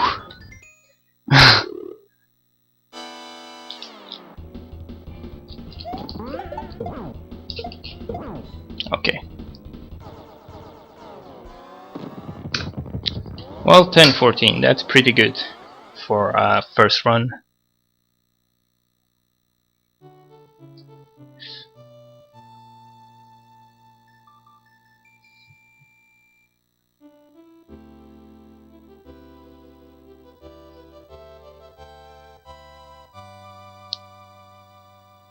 So if you kind of hard, I can save about 2 seconds in the Bowser split because my Bowser's Castle was shit. But my Bowser fight isn't optimized as well. I don't do the good wall skip.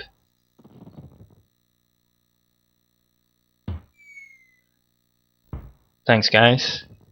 Alright, so I'm going to play Pocky and Rocky now.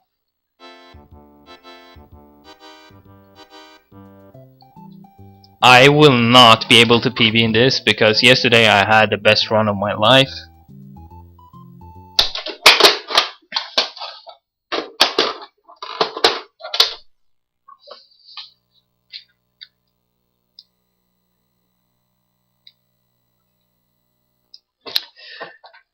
Okay, I have to change the game.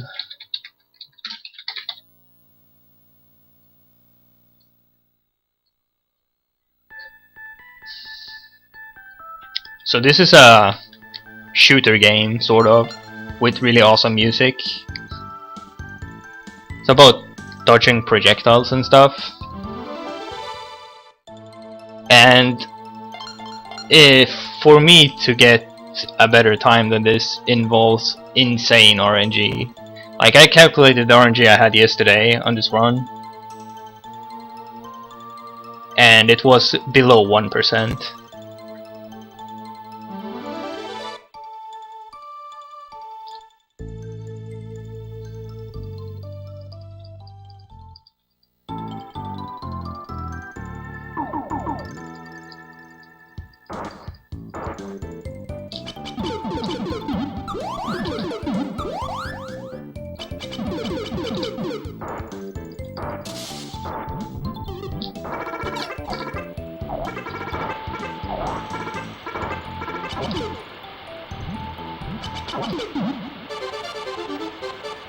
Like, it's already, my RNG is already fucked there. Sages can drop bombs, and that's what you really need.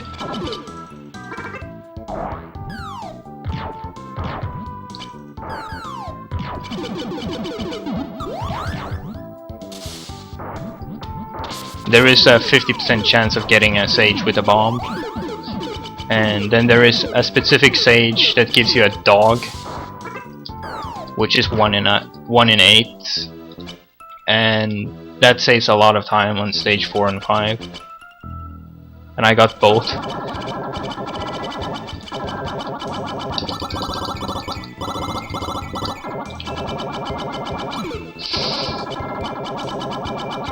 So reflecting the projectiles with the tail swipe actually deals more damage than regular shots.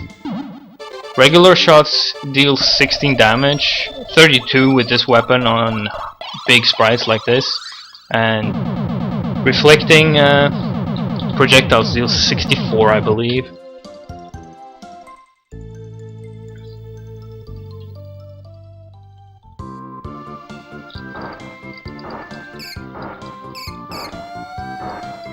Dashing is faster than walking.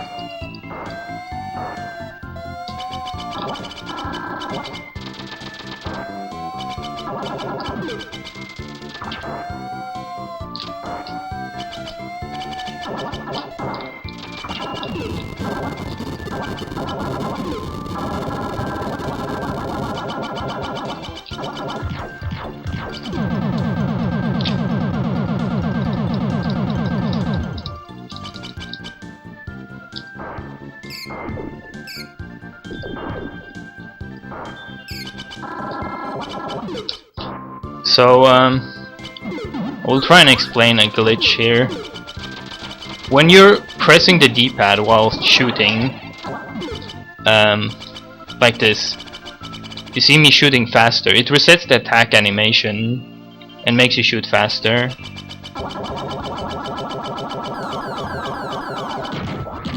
if you position yourself there and bomb him, he's dead. That's why you want bombs. Bombs do tremendous amount of damage in this game.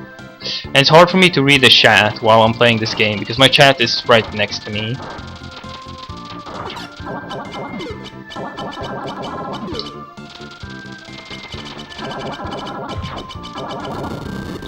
And this game is also very laggy.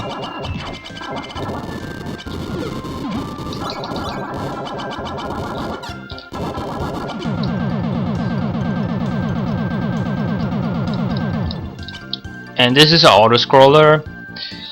It is pretty easy at the beginning, but towards the end it's quite hard. So it's not the typical boring auto-scroller where you can do whatever you want meanwhile.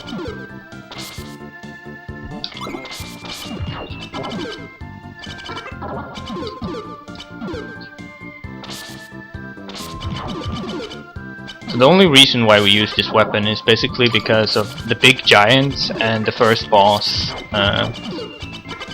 Sprites take double damage from this weapon. Otherwise this weapon is actually bad because it causes lag.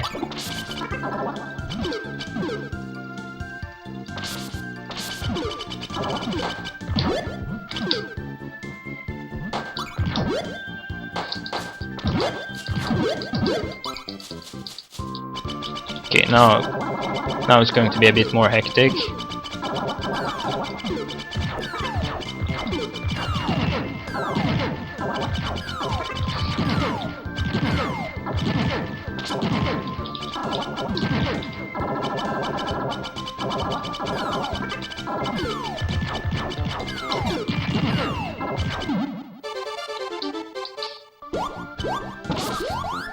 This stage is also special because the stage in this stage has only 1 in 8 to drop a bomb, so it's really highly unlikely to get the sage on that stage.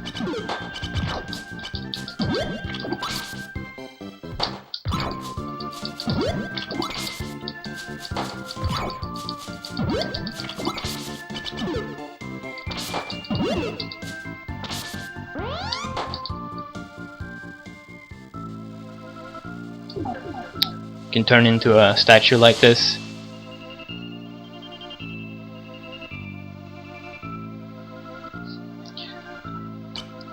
So I've tried the Japanese version of this game. The Japanese version of this game causes less lag and some bosses has less text, so it's faster in that term.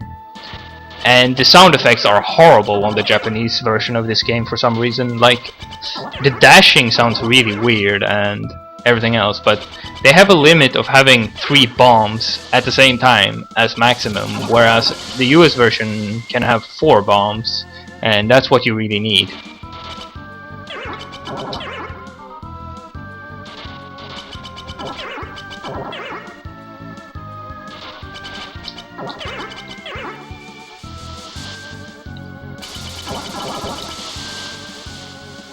So this boss is pretty boring.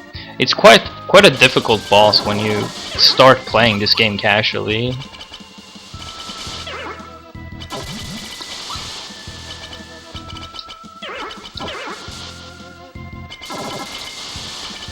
And bombing this boss is pointless because he dives after 100 damage. So he doesn't like get damage at all from the bombs, and the bombs do around, I think, up to 1.2k damage. It's a waste of bomb.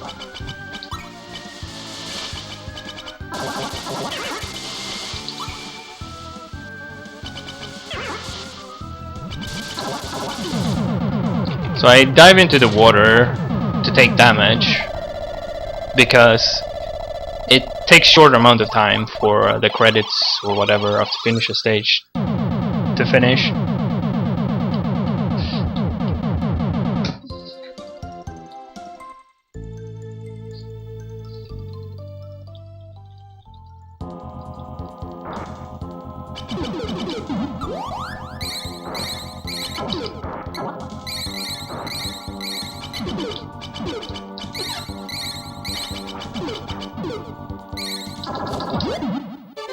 Okay, that's no bomb either.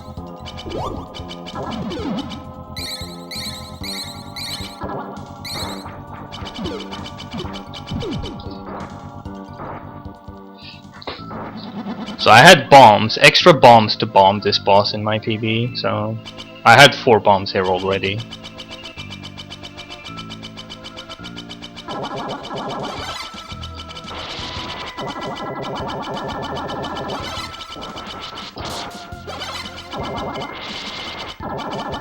You can manipulate his movement.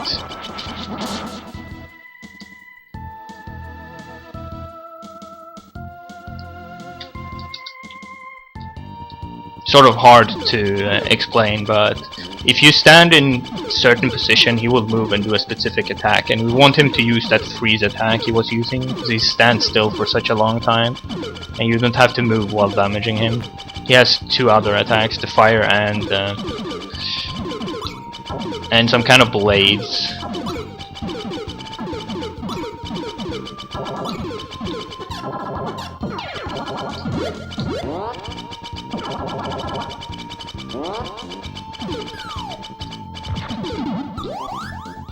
No, we can swap, why not?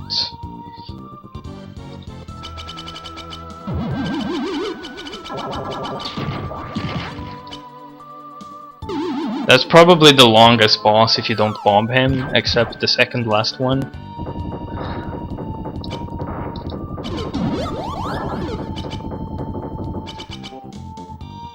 So I'm sorry if I'm not reading chat. It's really hard to read chat and play this game at the same time. Uh-oh. I hope the pattern on the skulls up there are good. Yeah, they're good. So it's sort of hard to do a cycle skip if you don't have the invulnerability shield I had there. Because if you get damaged by enemies, you sort of get knocked back, like you saw there. And you get knocked back off from the skulls into the pit, and you lose a huge amount of time.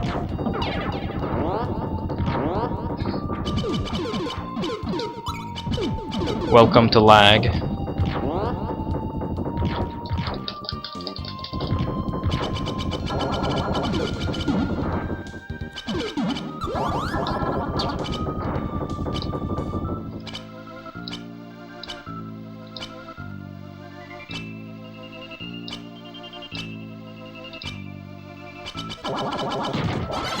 Oh my god, he moved right away as I bombed. That makes him immune to the bomb.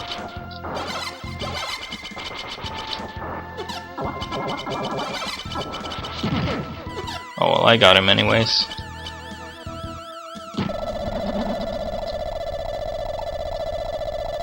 So it's sort of random when a boss is moving or not.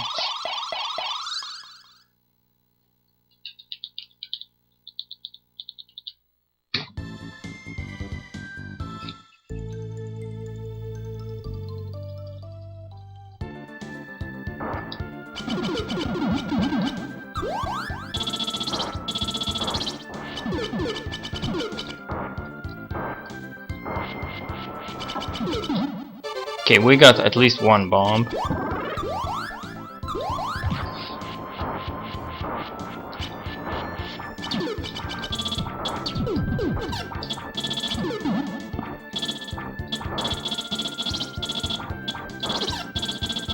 So this is really laggy, as you can see.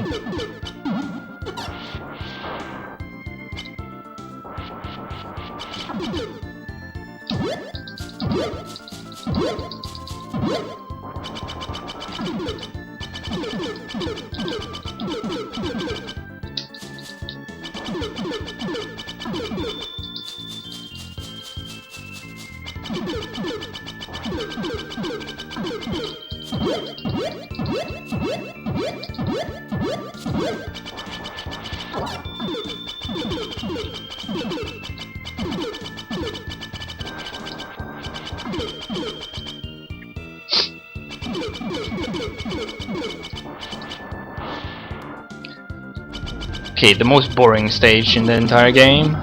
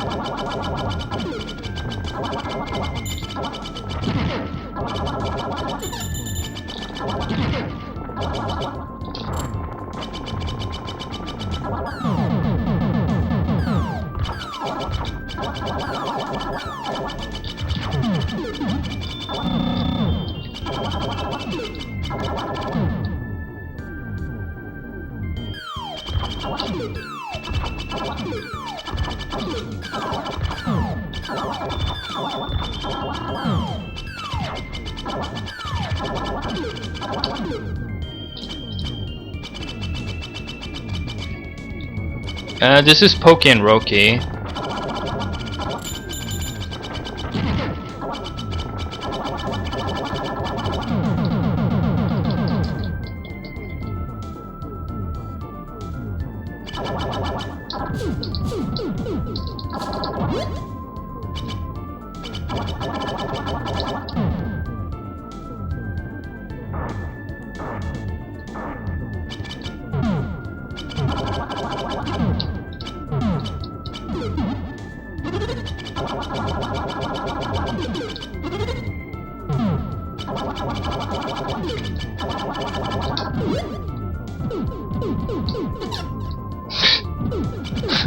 That was sloppy.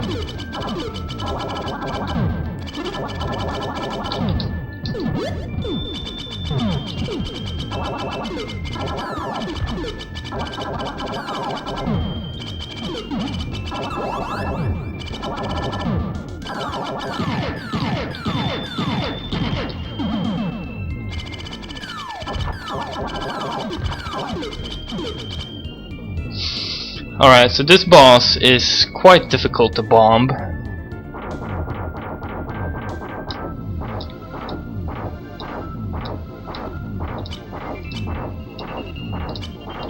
Or rather do an early kill.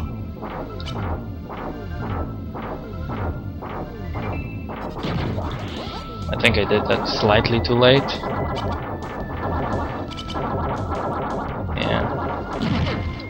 Still a pretty good kill before he starts diving and shit. Also, that boss has different appearance on the Japanese version for some reason.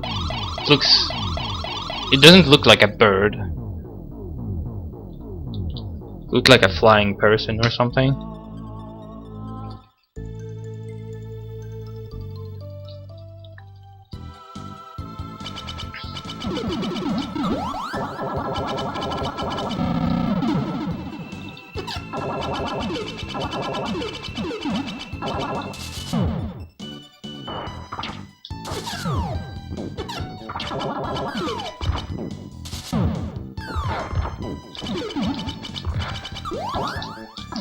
That lamp also has 3 HP on the Japanese version. So we deboost here, like crazy persons, 'cause it's faster. And we're going to die, that's fine.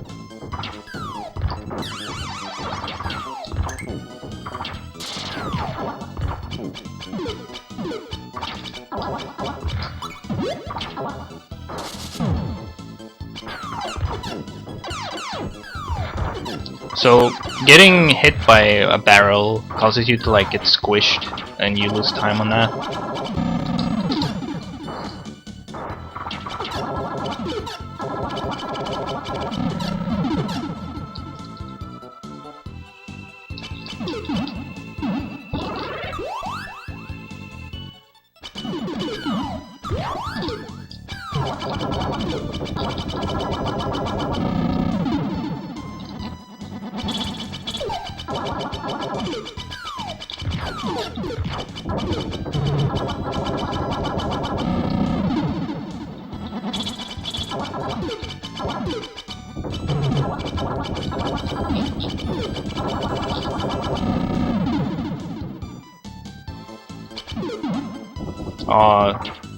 That weapon is RNG based, whether it's a fire or a leaf, doesn't really matter.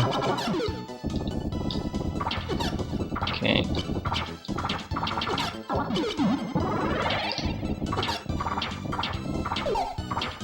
Diving under a ball like that is frame perfect.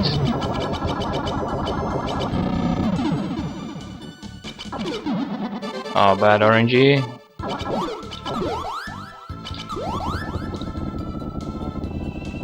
No bomb. And if you get the dog there, you can just skip that entire section with the balls without having to wait for RNG there.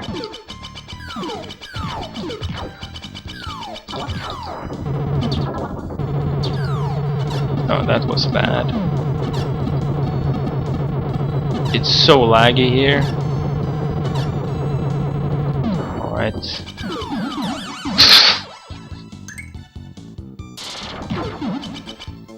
That was a bit unlucky.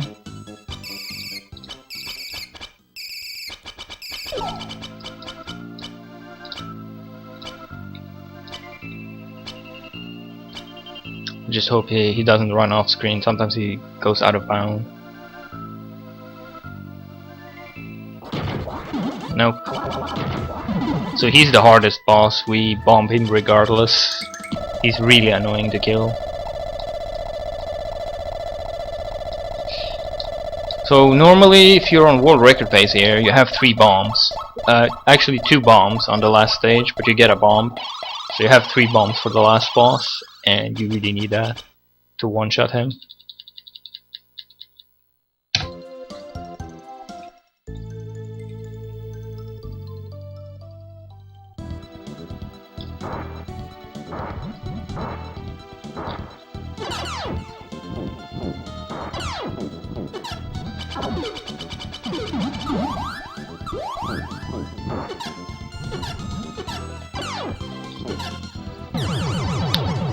Okay, that's pretty sloppy.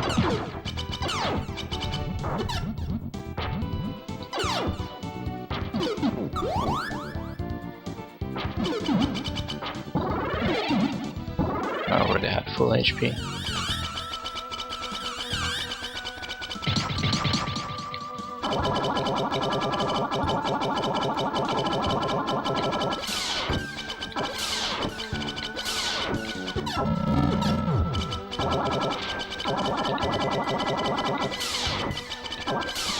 So this boss is really easy if you abuse him like this.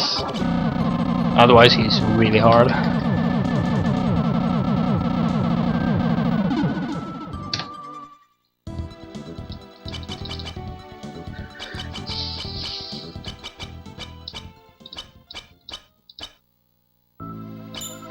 So to be safe here, I will bomb his statues. I don't want to die accidentally.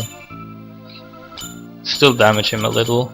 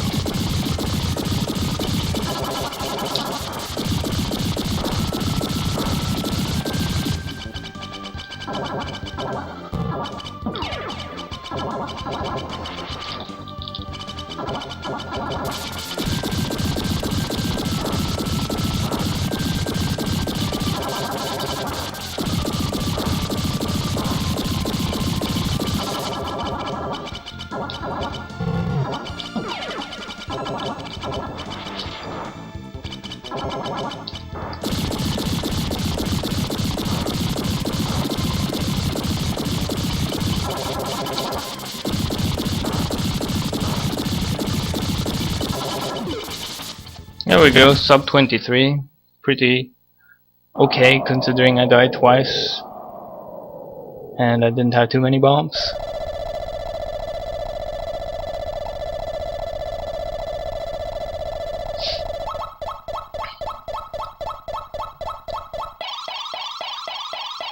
So that's Pocky and Rocky.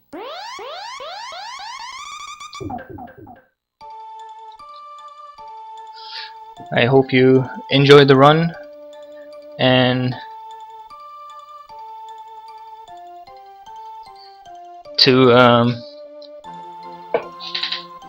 end this thing I'm going to show you something really hard.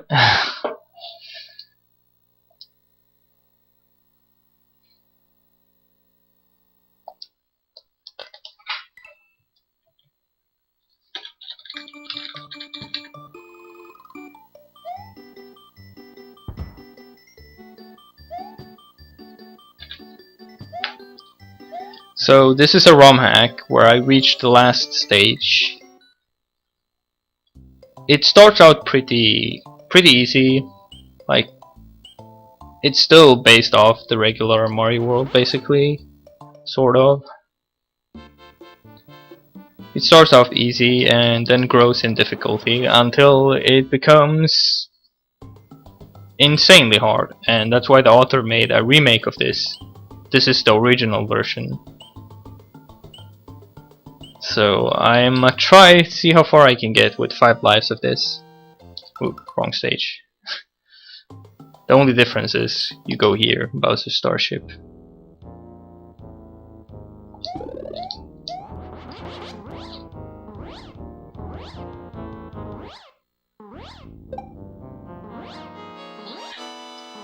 So you have a cape. You'd think it's going to be an easy ROM hack.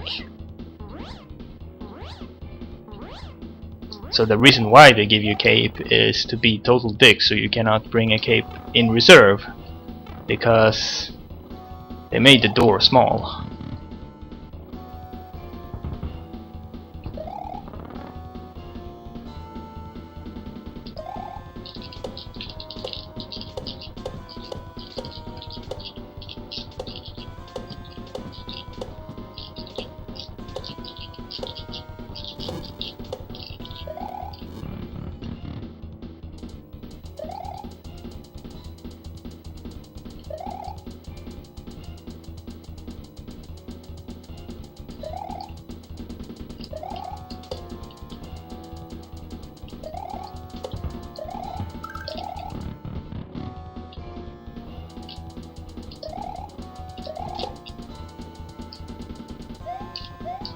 Sorry about the cancer background.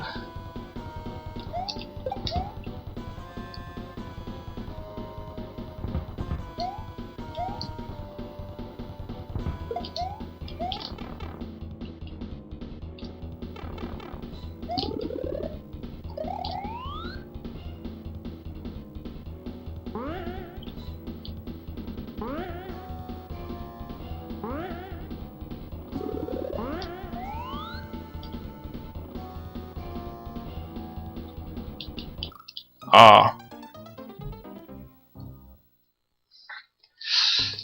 So I've managed to reach, I think, 2 more rooms. Other than that, oh, didn't get PSP.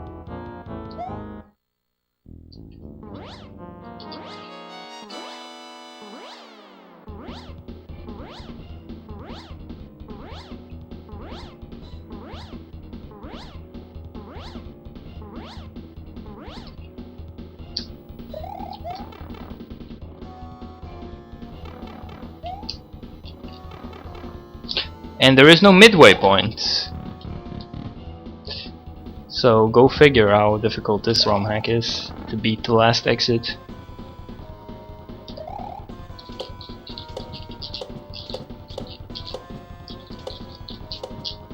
Oh. Can't even remember how I did that. I used to have a really consistent pattern for that.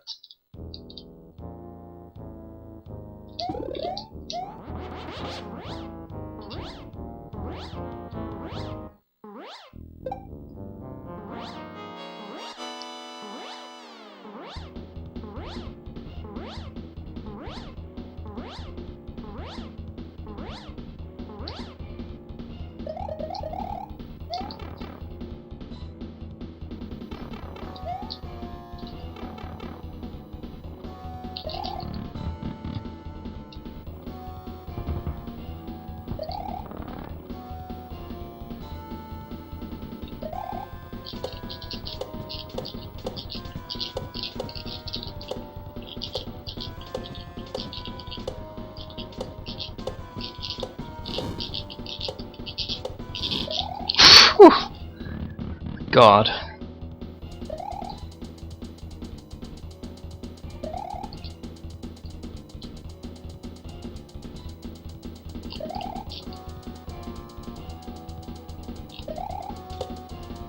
The good thing about this game is you can spin jump on basically everything.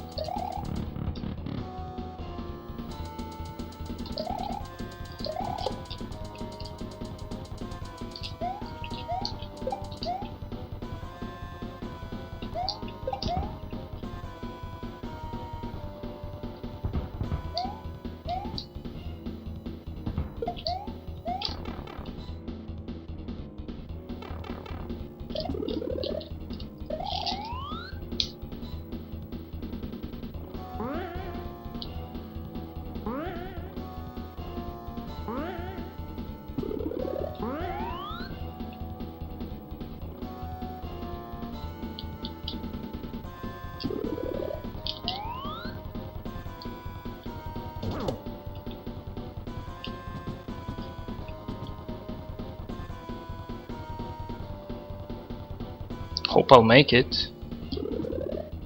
Yeah, we're fine for now. The hardest part is incoming.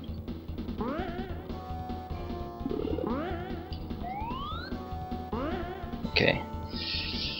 So you have to be really precise here.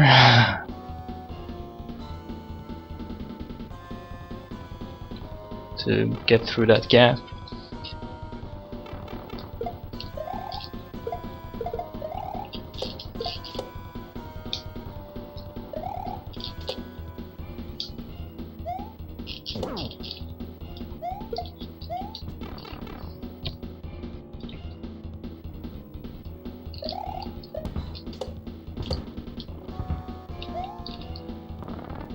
So the reason why I scroll there is to make that other bullet bill cannon stop shooting. Oh, forgot where to land.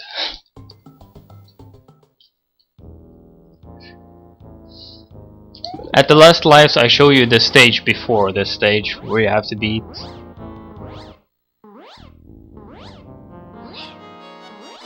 So just getting to this stage isn't easy.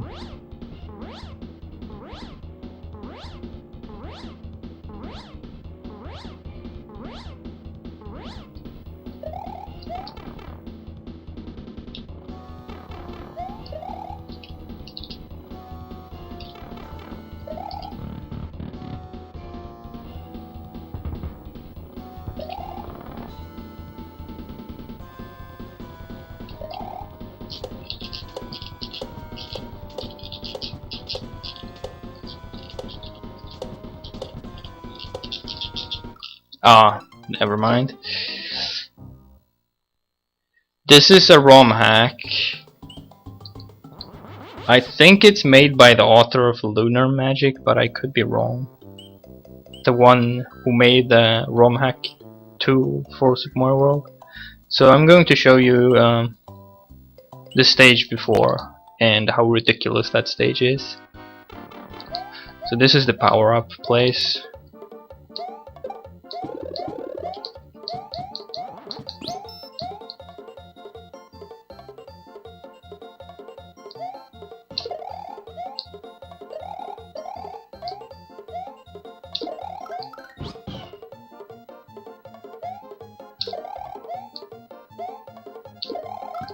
I locked myself in to game over.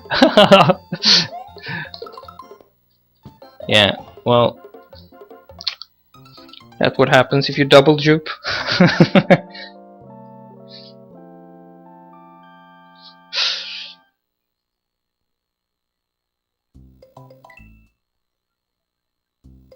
I just wanted 2 extra lives.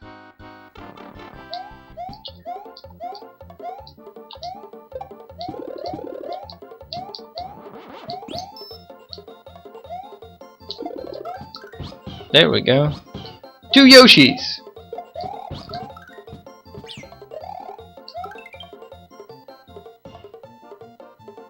What?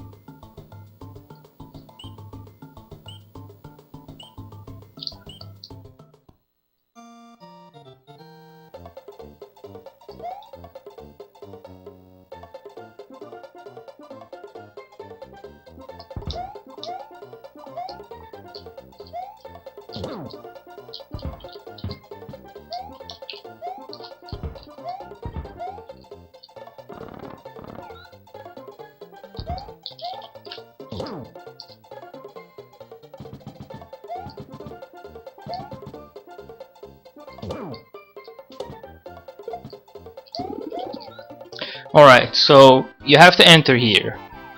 It's an auto-scroller, you'd think. it's going to be easy.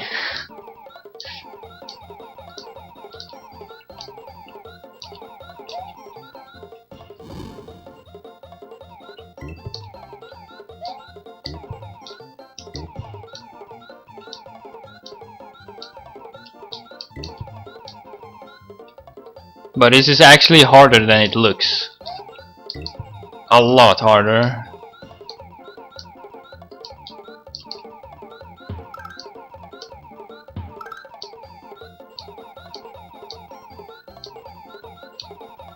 This is quite easy though.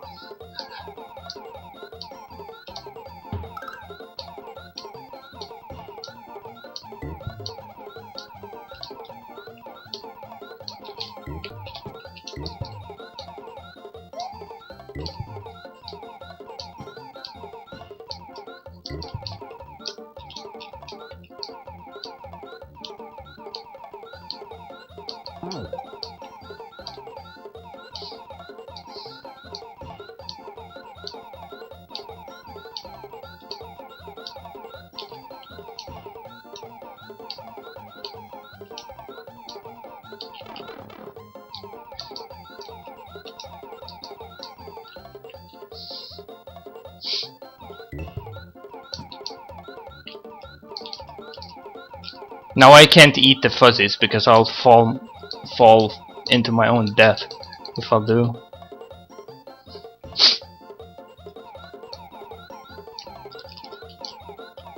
You'd think this would end, but nope. They want you to hate yourself.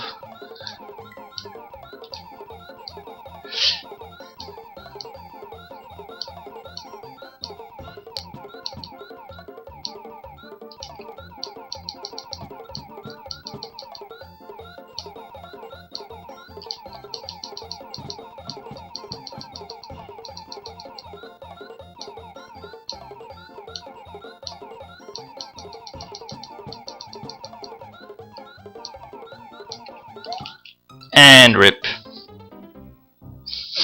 Like, it's so fucking hard.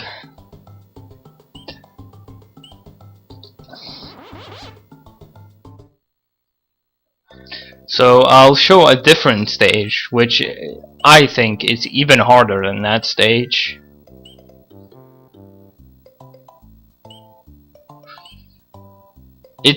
That stage was nerfed in the new version of this ROM hack a lot, so it's very easy in Second Reality Project Reloaded. Yeah, I think Yoshi saves time.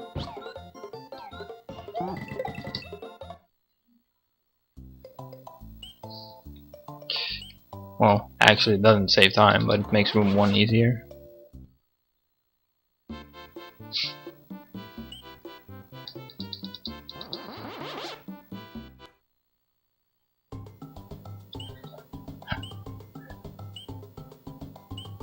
The funny thing with that stage I just used, where you're flying with Yoshi in the auto-scroller, at the very end they have like the tightest little gap that you can fly under, and I was like, oh yes, finally I finished the stage, nothing is happening, because I took the upper route, and the game crushed me, basically. You're supposed to take the path underneath that little tight hole, and how the hell are you supposed to do that? And I wasn't even at the end, so like the author was like, I'm a troll, the big time here.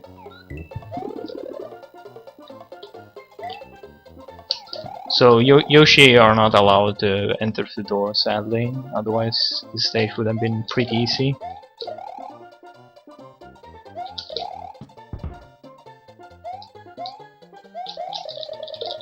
I'm not sure if some people might have seen Giga play this Second Reality Project Reloaded on stream.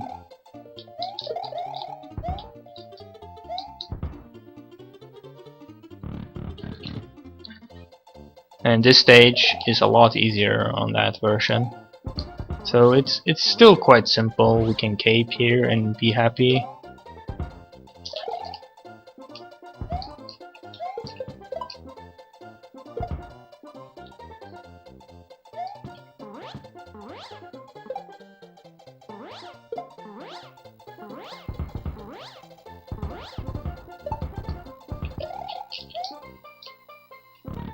Alright, now the hard part begins.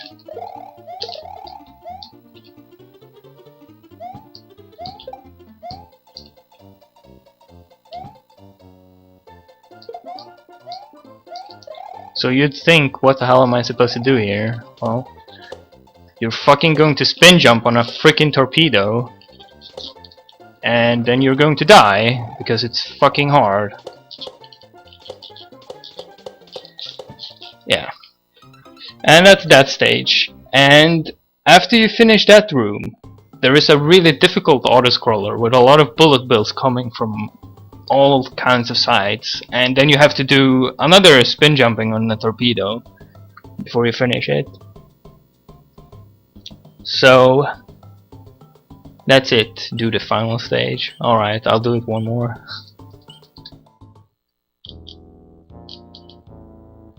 This will be the last one, then I have to go. I'm really hungry.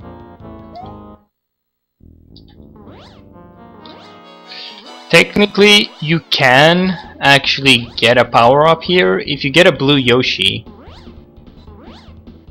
and you're small when you enter this, and you have a power in reserve, which is a cape, but it only helps you for one room, since every single door is small and you have to be able to get damage to get past that room. But that's too much hassle to go through.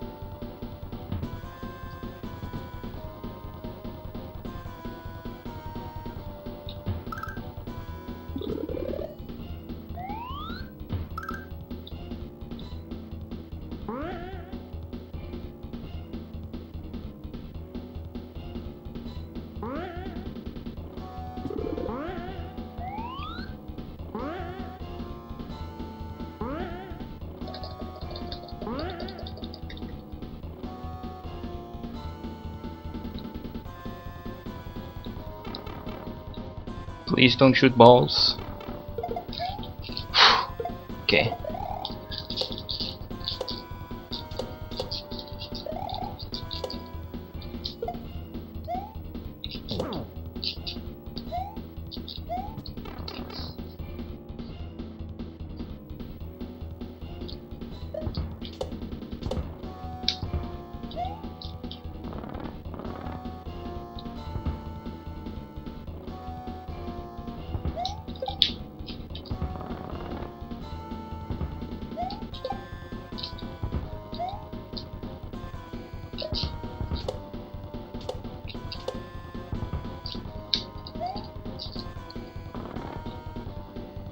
Welcome to hell. Yeah, I've only made past this section once, so that's second reality project for you guys. I hope everyone enjoyed the community spotlight, and I hope to see more people watching me in the future, and I hope people will watch other spotlights. So thanks everyone for watching today. I'm going for some food. See ya.